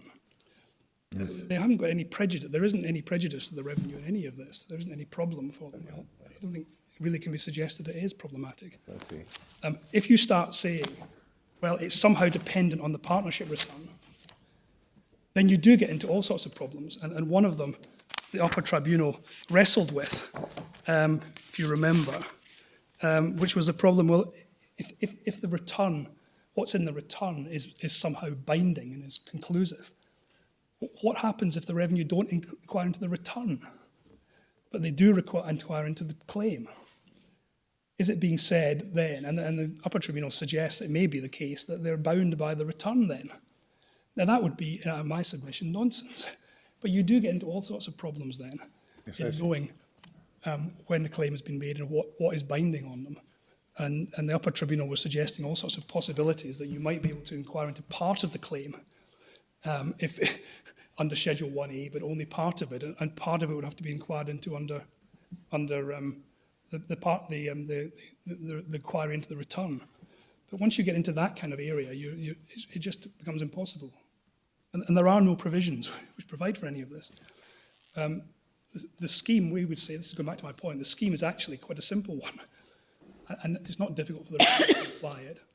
It doesn't cause anyone any prejudice. Okay. Yep. The final point on this is the liability to pay. So even if the revenue are right in some way, that they can amend the claim because it's part of the return, Yep. it still doesn't amend the self-assessment, the amount of tax chargeable or payable for the year. So Mr. De Silva, who's received a repayment back in the past, there is no provision, we would say, which would trigger a liability to pay.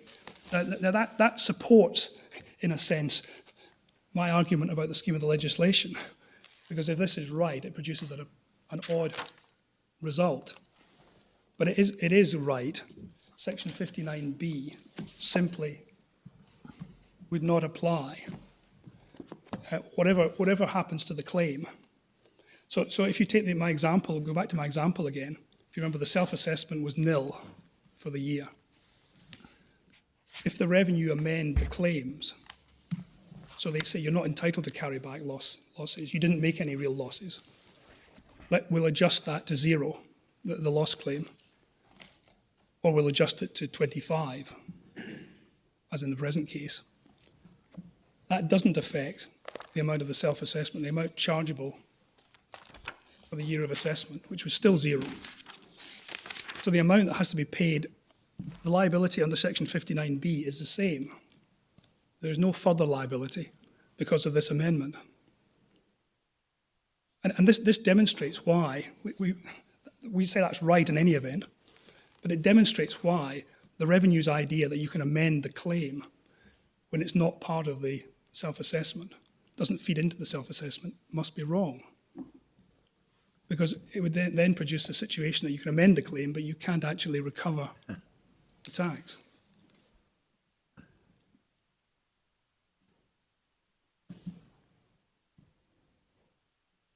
Yeah. Yep. The final point I have to deal with, and I perhaps can deal with it, I have to deal with it quickly, is the Section 54 point. Yeah. Now we deal with this on the basis that we're right on the first points. Because if we're wrong, obviously, no point in considering it. It wouldn't be needed. Yes. The Section 54 agreement was an agreement to settle partnership appeals. Yep.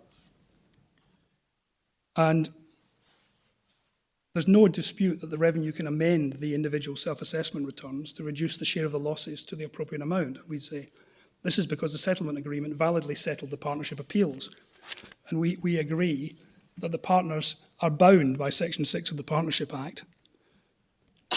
But by this agreement as an act or instrument relating to the business of the partnership, but only in relation to the partnership. They're only bound in relation to the partnership, or the business of the partnership. It doesn't relate, the agreement doesn't relate to the individual partners or their returns. Still less does it relate to claims made by the individuals outside their returns, which have not been inquired into. So we're assuming for this purpose that we're right, that these are not claims in the return, that they're self-standing claims giving a freestanding credit. Yes, because if they were,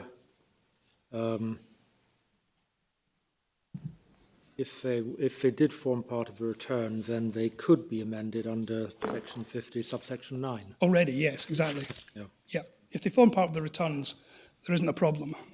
It's only if we're right, they don't form part of the returns. Yeah, but if they don't form part of the returns, what's said, at least I think is what's said, is each of these partners has agreed, Yes. as a matter of fact, that the correct losses for the relevant periods are X or Y. And you can't, inconsistently with that, make the claim for X plus 1,000. Well, what was agreed by the partnership, which binds them, we can look at the agreement, which is in the core volume. I think it's right at the back, tab 34, page 486, electronic. Yeah. Thank you. Yes?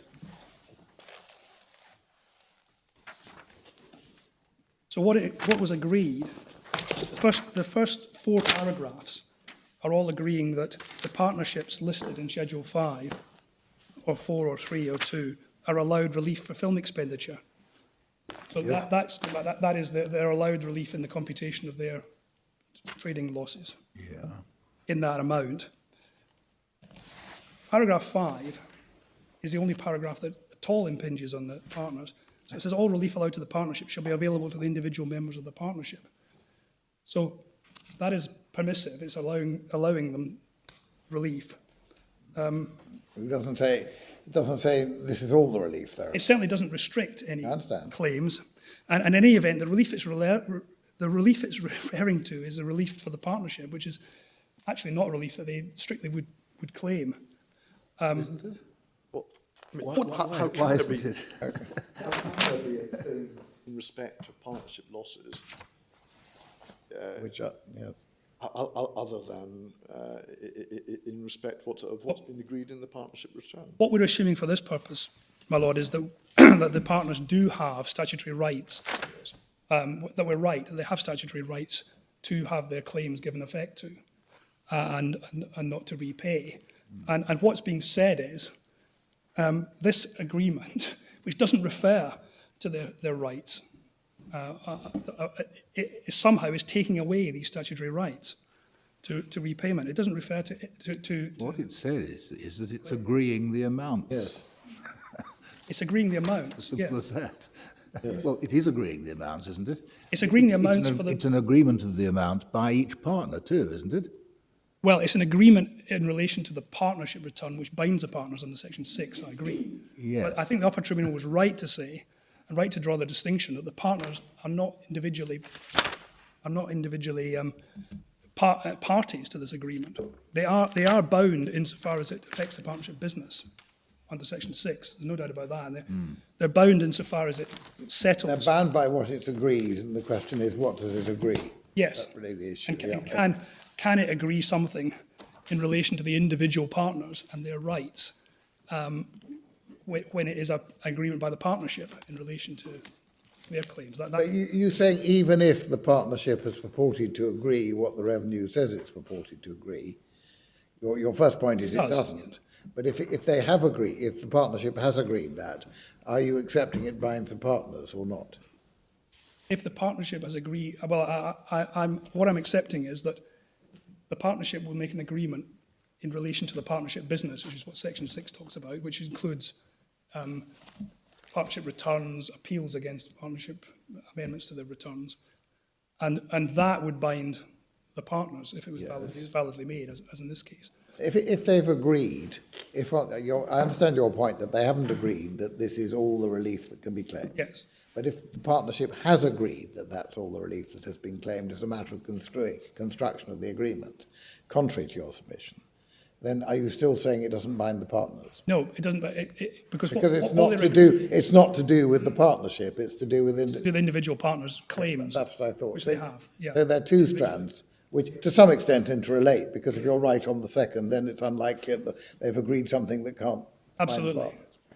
And when you stand back, the oddity would be that they have these rights, but they've been taken away completely without any consideration being given to them. No one was intending to take away any rights. Except that the revenues agreed that they're going to give them that relief. So it's like saying if I've agreed to settle a case, it's unlikely why would I have agreed to give up something that I might be able to claim? The answer is because the other side's agreed to give me something that otherwise they might have refused That to would agree. be right, yes, my lord. I can see that if you agreed it.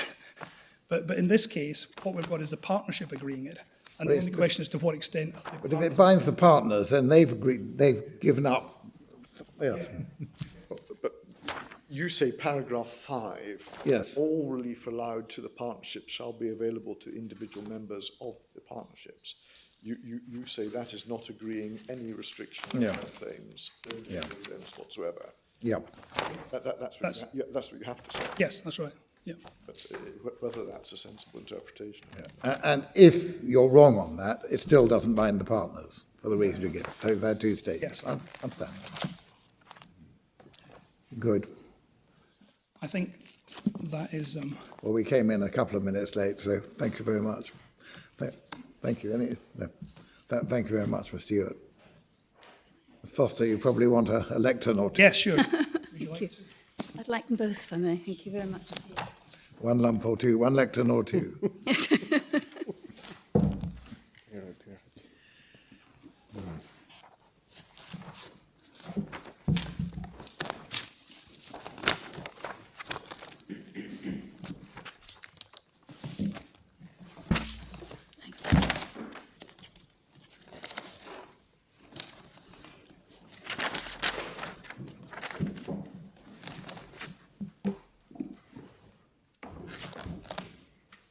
Yes.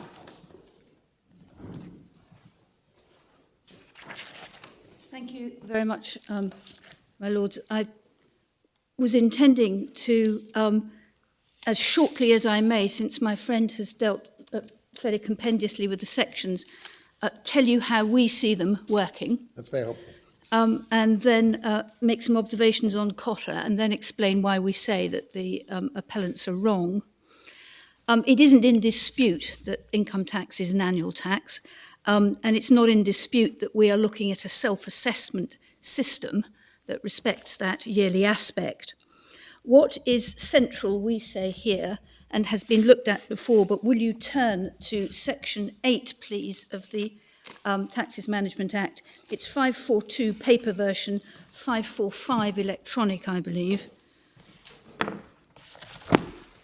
And it is the requirements that are put upon individuals under this system. The wording is, we say, crucial to understanding the scope of this obligation. And this obligation feeds into the operation of the remainder of the statute. And it's only by mischaracterising the obligations here that my friend's argument really has any legs. It says, for the purpose of establishing the amounts in which a person is chargeable to income tax and capital gain tax for the year of assessment and the amount payable, he may be required by notice and so forth. And little a is important to make and deliver to the officer on or before, etc., a return containing such information as may reasonably be required in pursuance of the notice. And that notice is for the purpose of establishing the amounts in which a person is chargeable. And then we see the secondary obligation to deliver, as it were, the proof. So this is not just sending a selection of figures to the revenue and saying that is what I'm due to pay. It has to contain information which establishes the figures which are ultimately decided upon for chargeability and payability. So the taxpayer is statutorily required to put in the return details that are capable of feeding into. I use that phrase advisedly because the word affect, which was used in Cotter by my Lord Hodge and has been used here, was conditioned by the submission that was made on behalf of the revenue in that case, that affect was being used in the sense of capable of feeding in. That is to say, reasonably required for, which is the statutory language, for the calculation of the amount of tax that will be chargeable. And the reason why that must be the reading of the section is that the regime is one of self-assessment. So it necessarily must afford to the revenue an opportunity to ascertain by reference to the materials disclosed, obliged to be disclosed, the information and so forth, pertaining to the activities, the economic activities of the taxpayer. So there's an obligation to disclose in the context of trading activities, for example, any loss that is capable of feeding into the assessment for that year of assessment. That does not depend upon whether or not a claim is made in reliance of it, we say. So it's irrespective of whether or not the existence of that loss is necessarily going to increase or decrease the sum in which tax is payable for that year of assessment. So it's not, in the phrase, I believe, of the intervener, a question of being a component of the calculation of the self-assessment. And is implicitly suggested by my friend, it's wider than that. The revenue is entitled to, and we say must look at all sources of income and what they produce, whether it's profit or loss. After all, it may be the case that a return asserting a loss, in fact, is misunderstood. It is not a loss, it's a profit, and profit, of course, may attract a charge to tax. It isn't just a question of submitting a set of calculations. It's much broader than that. That is reflected, we say, as you go further into the section. If you'd go with me, please, to 8.1 capital A.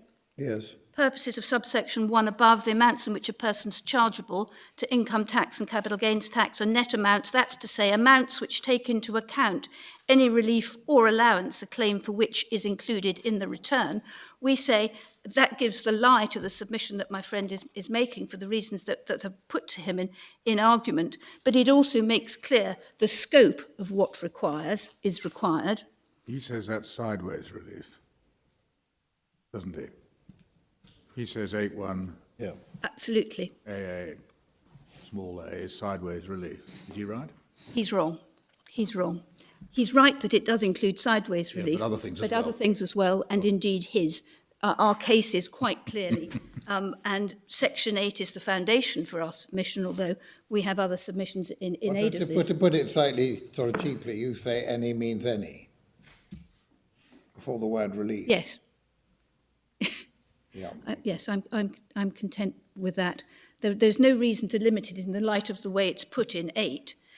And it is quite wrong, it's a corollary of it. We say it is quite wrong to say that there is no effect upon the tax for the year of assessment at the end of this process. You say to get to the self-assessment, you have to know A, the existence of the partnership loss, and B, what the taxpayer is proposing to do with it. Exactly so. Whether it's sideways, whether it's carryback, that all has to be part of the return for year 2. Exactly so. Yeah. And although my friend suggested it was somehow unfair, there was no box for this. There's no box because this is very often a narrative, as we've seen in these cases. It is a decision as to what use will likely be made, from what sources and at what times. That's the additional information that by no means every taxpayer will need, but in a case such as the present, where there may be a plethora of partnerships, a number of losses and a number of years, the uses will depend on what the taxpayer understands his position will be at certain times. But is it right that if any relief is confined to sideways relief, it does the job, because any other relief going to earlier years or later years won't matter for that particular year? Well, it might matter because the relief that is being claimed is part of the position which is asked for under Section 8. You are asked for information for the purposes of establishing the amounts, and we say that that involves all information about your economic activity that is capable of feeding into the year. So it's available. But that's subsection 1 rather than subsection 1AA, I think. 8.1 talks about capital gains tax for income tax and capital gains tax for a year of assessment. So you're looking at that year, and 1AA is for the purpose of subsection 1. So why do you, when you look at any relief in 1AA little a, why does it matter that you're claiming relief in respect of an earlier year or a later year? All you're worried about is that year, because that year is the year that's being dealt with in 8.1, as I see it. Is that perhaps where paragraph 2.6 of Schedule 1B comes in? Yes, it has to relate to the... I mean, the effect of that is that a carry-back claim is given effect in year 2. That's to say, in the year in which in the assessment for the year in which the loss is incurred. And so the assessment, so you would, I imagine, would argue that in terms of 8.1AA, the return for the year of assessment in which the loss was incurred ought to include the carry-back claim, because it's going to be given effect in terms of the tax liability for that year. If it is the year 2, if it's the second year, then yes. Yeah. If you're in year 2, then yes. If you're in year 1, then no. Could we just look at the form that we were shown, 389?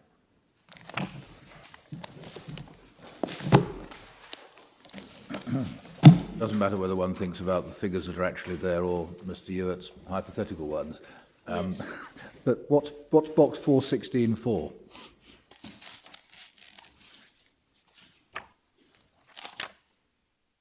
Just to make sure the maths is right. Well, you are invited to, of course it doesn't happen on this particular form. If you look at Mr. De Silva's form, you have an explanation of what he's intending to do with various years and in various yes. One's looking at the form. Let's assume it's nothing in the form, nothing on the form. Just look at it in blank. Yes. What's it doing there, 416?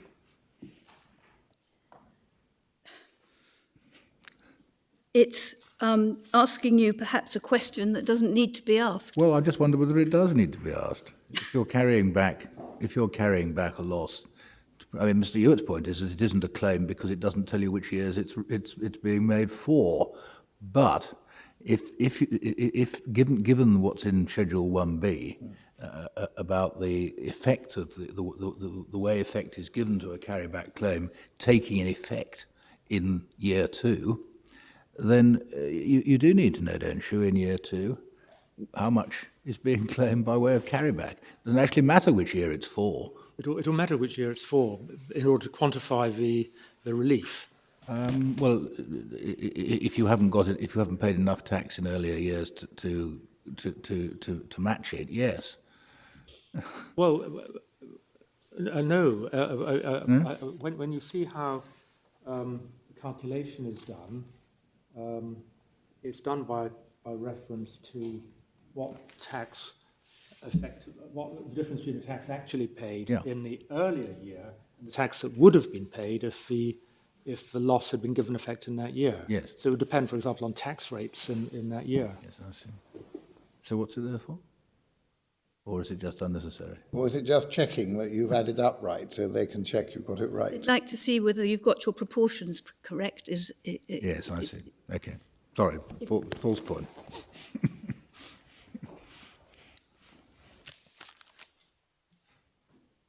The point that I was making, we say, is reinforced if we look further down to Yes. section 9. Right, we haven't looked at that yet. In a way, I mean, we saw what was said in Cotter in paragraph 16, Yes. and it rather illustrates the point, because if you are submitting a return or amending a return, which was done in Cotter, Yes. so as to claim relief by carrying it back to a given year of assessment, it wouldn't form part of the returns, strictly speaking, for that year, because it wasn't going to affect the tax liability for that year. Indeed. But per contra, it would affect the tax liability for the year of assessment in which the loss was incurred, and therefore Yes. it ought to be in the return for that So, year. indeed so. I mean, if Cotter's right, if reasoning Yes. in Cotter is correct, that'd be the We implication. say exactly so. We say that the year one claim, if you like, in one of these claims where you have a year one and a year two, is the 1A, and the year two, you have to, because of these provisions, make it in the assessment process. But the year one, I mean, we'll come on to say the provisions of Schedule 1A, yes, they may be a complete set, and yes, they may be coherent, and yes, they stand separately from the rest, but the reason they were brought in, my instructions are, is to ease cash flow in those cases where a business might otherwise have to await a later claim in a later year. In those cases where the revenue is satisfied, it does have a mechanism for giving effect, and it will indeed, in certain cases, effect a repayment if it is satisfied. Now, that is to the taxpayer's advantage. That's what this other dimension of claims does. So in those, it doesn't in any way detract from or condition what must happen by virtue of the Section 8 and the second year claim, and the fact that it relates to the second year, to the later year, I should say. It was there in order to provide an opportunity for payments to be made or for account to be taken of these kinds of claims in circumstances where it was appropriate to give effect to them at an earlier stage. And yes, they could be later re-examined, but the purpose of it was a taxpayer benefit for cash flow. So looking, if we may, at 9.1a, we say that this reinforces the fact that the assessment material is broader than a mere figure. Subject to subsections 1A and 2, every return shall include a self-assessment, that is to say, an assessment of the amounts in which, on the basis of the information contained in the return, and taking into account any relief or allowance a claim for which is included in the return, and that those their terms of art, the person making the return is chargeable to income tax or capital gains tax, and therefore, and then the assessment of the amount payable. So we say it is, it's broader. And what must be in it is the claim in that case, which is included in the return, which we say must mean properly included because required to be included, because this is, in our case, a year two. But I rely on those words to show the breadth of the self-assessment. It's not just a mere figure. It goes beyond what's implicit in my friend's submissions, that a zero is a nothing, because it is capable of affecting the self-assessment figure.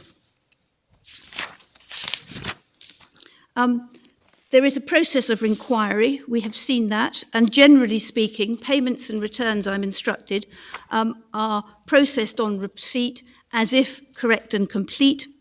However, the revenue is not, are entitled to put themselves in the position as I've described of being able to assess the nature, quality and character of what is said in the assessment return, in the self-assessment. And they also have a right to inquire in order to check, amongst other things, accuracy. Further, they can explore returns from any other business or venture to ascertain whether they are in fact, as in this case, losses or profits that are alleged to be relevant. In cases where they don't accept that on its face a claim for allowance or relief is valid, there is a statutory process, and we looked at that with my friend. It is not the case, in the interests of finality, that it becomes final, automatically becomes final, save when it is no longer possible to amend a particular assessment. So there is no implicit finality just by the closure of a year. Section 1184, I needn't take you to it, it's in the definitions section, but the assessment is not, the year is not closed until you can no longer inquire into it. The scope of the inquiry power under Section 9A, to which I might take you, please, over the page, 546 and 549 on the electronic version.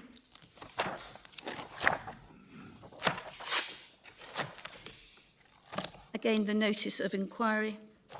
And for your note, 9A, little 3, a return which has been the subject of one notice of inquiry may not be the subject of another, except one given in consequence. It's the mirror of the one claim that's been inquired into may not be the subject of another inquiry.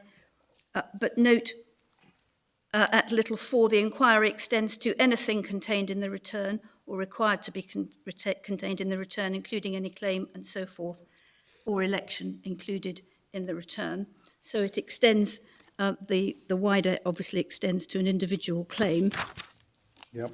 In parallel with this, I can take this relatively quickly because my friend did it. Page 549, 552, electronic, the parallel system of partnership inquiries. The important parts from our point of view are 12AC 6, that the giving of the notice of inquiry into the partnership return is a deemed giving of a notice or into under 9A1, that's what partner. happened here. And so, sorry. Into each partner? Yes, indeed. Yes. Yes. And Section 28A, again, we looked at this. I don't invite you to turn it up. It's the completion of the inquiries and stating the conclusions by notice. Yes. And under the inquiries completed, when he advises, the officer advises completion.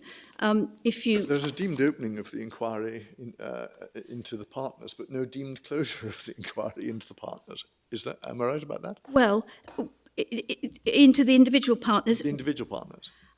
Well, it comes to an end through Section 28B.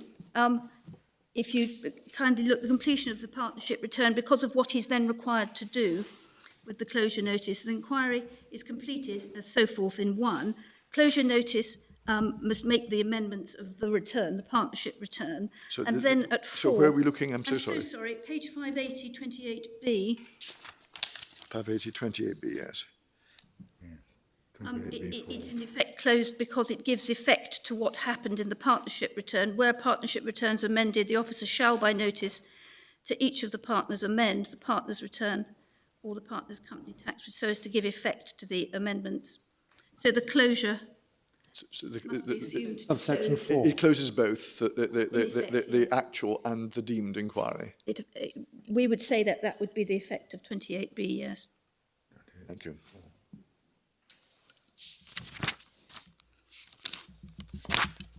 The mechanism for making claims is Section 42, 593, please, E596, I believe. 597, I'm sorry. Yep. It's been indicated that 42.2 effectively means if you may make a claim under 42, you shall not at any time be made otherwise, that's the claim, by being included in the return, if it could or at a subsequent time. So the taxpayer making the claim for relief is obliged to make that claim in the tax return for the year of assessment, where that claim, if allowed, could affect the tax payable for that year of assessment. And we say whether or not any prior claim has been intimated outside of the return. The way that these systems work, this system works, we say, is that 1A operates in parallel with 1B. That may now be accepted. Cases was argued below on the basis that 42.2 meant that 1B could not apply. That might account for the way in which perhaps some of the arguments were reflected in the judgment.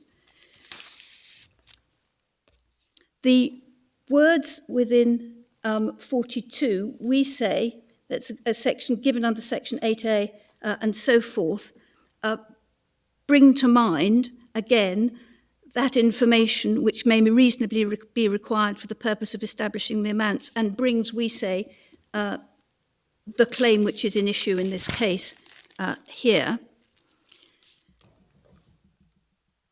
There is nothing, we say, in the Schedule 1A procedure that absolves the taxpayer in the relevant year from making this claim through the procedure outlined in 42 in the year of assessment to which it relates, the second year. If you follow through, please, we don't need to look, I think the points were made on subsection 6 to 11. Schedule 1A shall apply as respects just over 594, please. Oh, sorry, thank you. Yes, of course, sorry, thank you. Subsection 11, Schedule 1A shall apply as respects any claim which is made otherwise than being included in a return. And then B shall have effect as respects certain claims for relief involving 2 or more years of assessment.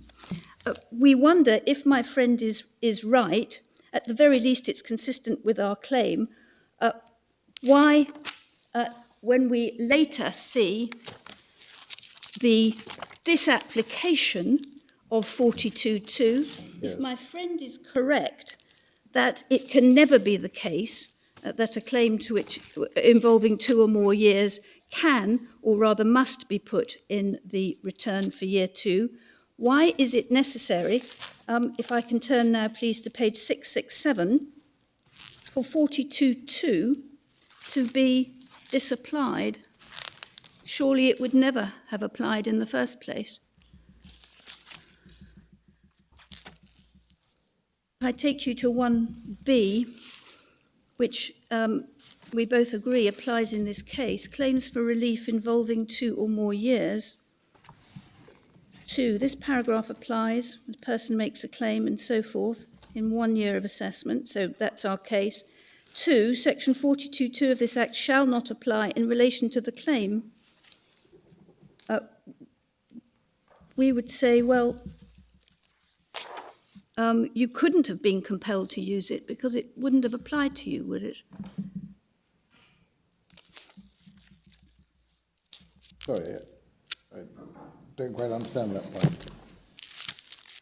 In on my friend's case, Yeah. he comes within Schedule 1B. We accept that he does, so that applies to him. Yes. Because of what it said in paragraph 2. This paragraph applies when a person makes a claim requiring relief and so forth. That's him. Yes, I understand. Then in 2, it says 42.2 shall not apply. Yes. What 42.2 it says is that for a claim which could be made in a return, you must make it in a return. Why would that need to be there if at all times a 1B case claim could never have been made in a return? Yes, I see. Unless I'm making a completely illogical point. Yes, I see. I think I see what you're saying. You're saying if it has no effect on the self-assessment in year 2, because it's a year one, a claim in respect of year 1, then it would never get into the tax return for year 2. No. Yes. Yeah. I put it clumsily, but exactly so. I see. Thank you. The result of 2.2 is simply that it's not obligatory to make the claim by a carry-back claim in a return. Yes, but it also, you wouldn't actually need to exclude that obligation if you were never subject to the obligation in the first place, was really what I was Yes. seeking to say. Yes, or at least I put that too widely. I suppose. I mean, you would. It's not obligatory to make all carryback claims by way of in returns. No. But you would say that it's intrinsic in the nature of a carryback claim that it has to be made in the return for the year of assessment in which the loss Is realised, yes. So in a year two universe, we say you must. If there's no must about it, as my friend alleges, then there's no need for this. If there's never a must, then you don't need that. Well, if there's never a can, you don't need it. Forgive me? No, if there's never a can, you don't need it, I think is your point, isn't it? 42.2 applies where you can put it into the return, then you must. Yes? Indeed, that would put it better, yes, where you have the opportunity to, although yes, his case is it is never a claim if it's there. There's never a can, so there never becomes, yes, okay. Yes. So yes, you say that there can be a claim outside the return, but you say there still has to be a claim in the year two return. Exactly so, and that was our major submission to the Court of Appeal. And I took you ahead there to make a section 42 point. Perhaps I should take you next to Schedule 1, if I may, and the page for that is 660. Yes. I think that'll be 663 electronic. Thank you. This has been introduced already to you. Just to note its terms at 4, giving effect to claims and amendments. Yes. The subject, the paragraphs and so forth. We say there's nothing in the point about the freestanding credit illustration. That is a mechanism of administration which is used by the revenue. It keeps, as has been mentioned in the case law, as it were, a notional account. And my instructions are, for want of, as it were, a book these days on which to note these matters, a note is made on or in connection with the assessment for a particular taxpayer, as it were, as to the state of account at a particular time between himself and the revenue.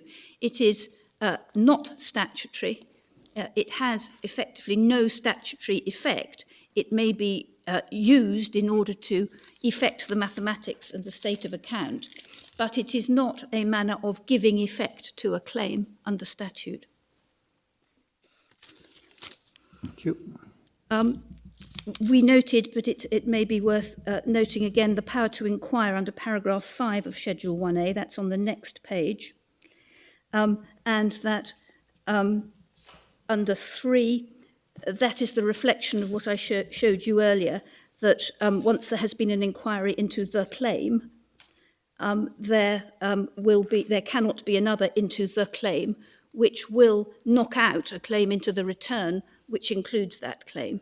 So it is the case, if you open a Schedule 1A, the revenue understands that it ought not to open a Schedule 9 into a return that contains the same claim which has already been inquired into.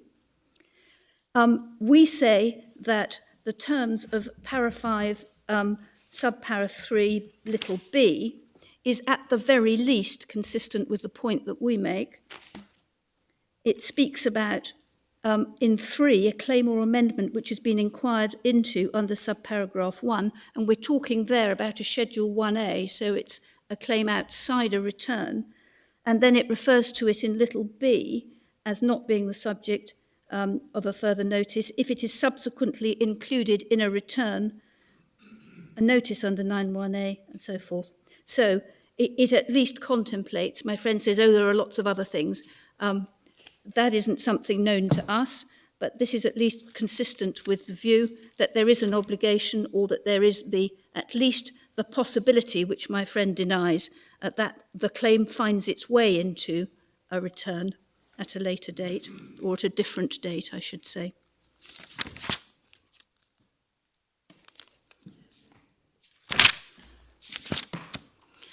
Just for your notes, I don't invite you to read it. Our case, paragraphs 8 through to about 14, further refer to the arguments that I've been dealing with. Thank you, that's helpful. Paragraph 16 again to 20 will give you some more detail on those. Right, thank you. Yeah. The provisions of Schedule B, may I take you to those now, Yes. please?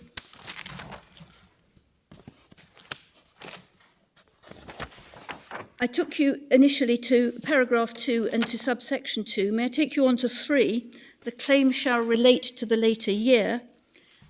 We say that has the significance, I believe it was being put by my Lord Reid to my friend, that relating to the later year means that it takes effect in the later year and that it is part of the later year's assessment, part of the later year's return, or maybe part of the later year's assessment, part of the return, it should be, and it makes a claim of this nature a year 2 claim in terms of reflection in the assessment.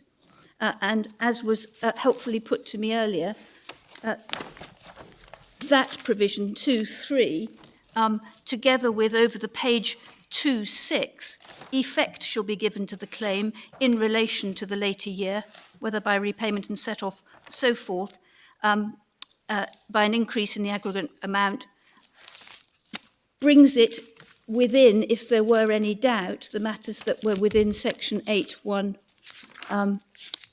AA little a, because it is firmly put into that year, and we say that means necessarily, it being a claim relating to that year, on our construction of section 8, it must find its way into a return, because that is the obligation in sections 8 and 9, as we saw.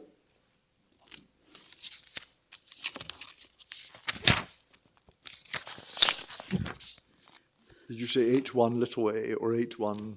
I should have said 8.1. Make sure I get it right. 8.1 AA, capital AA. It's capital A, yes. Yeah, brackets, little a. Sorry, thank you. Forgive me. It was my fault.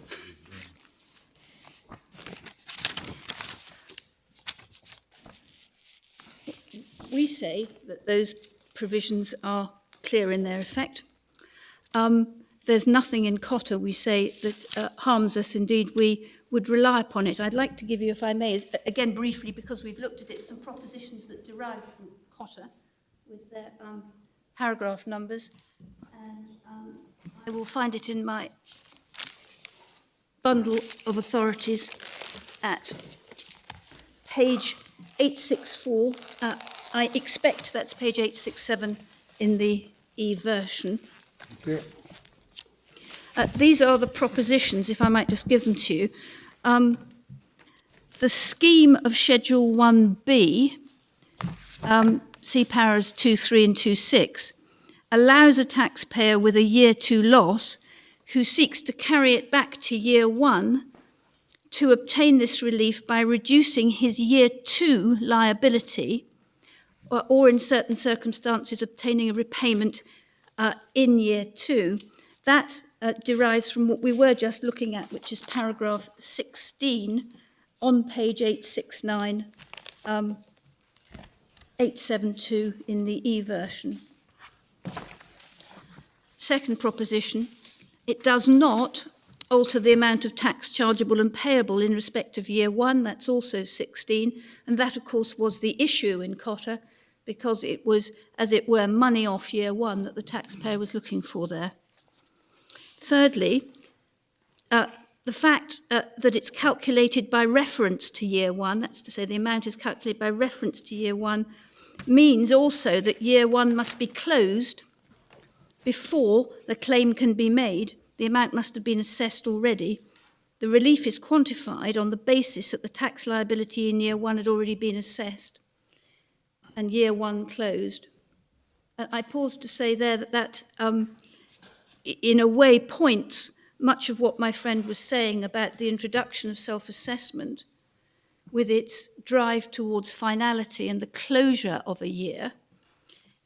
Year one is finished and closed, and the year two claim, which is, as it were, written, it's a relief that arises and is set against a year one liability, is in fact quantified on the basis of year one.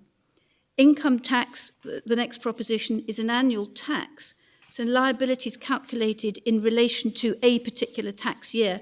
That may not need saying, it's so obvious, but it's a helpful guide when considering exactly which year a claim belongs to.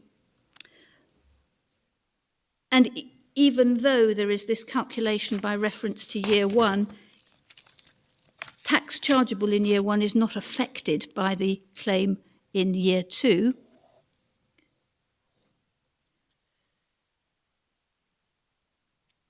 The other proposition from Cotter, which is not wholly material here, but it's effectively its ratio, is that although it's attractive to suggest that the mere inclusion in the document, the self-assessment tax return, necessarily means it is included in the return so as to attract the regime of inquiry under Section 9A.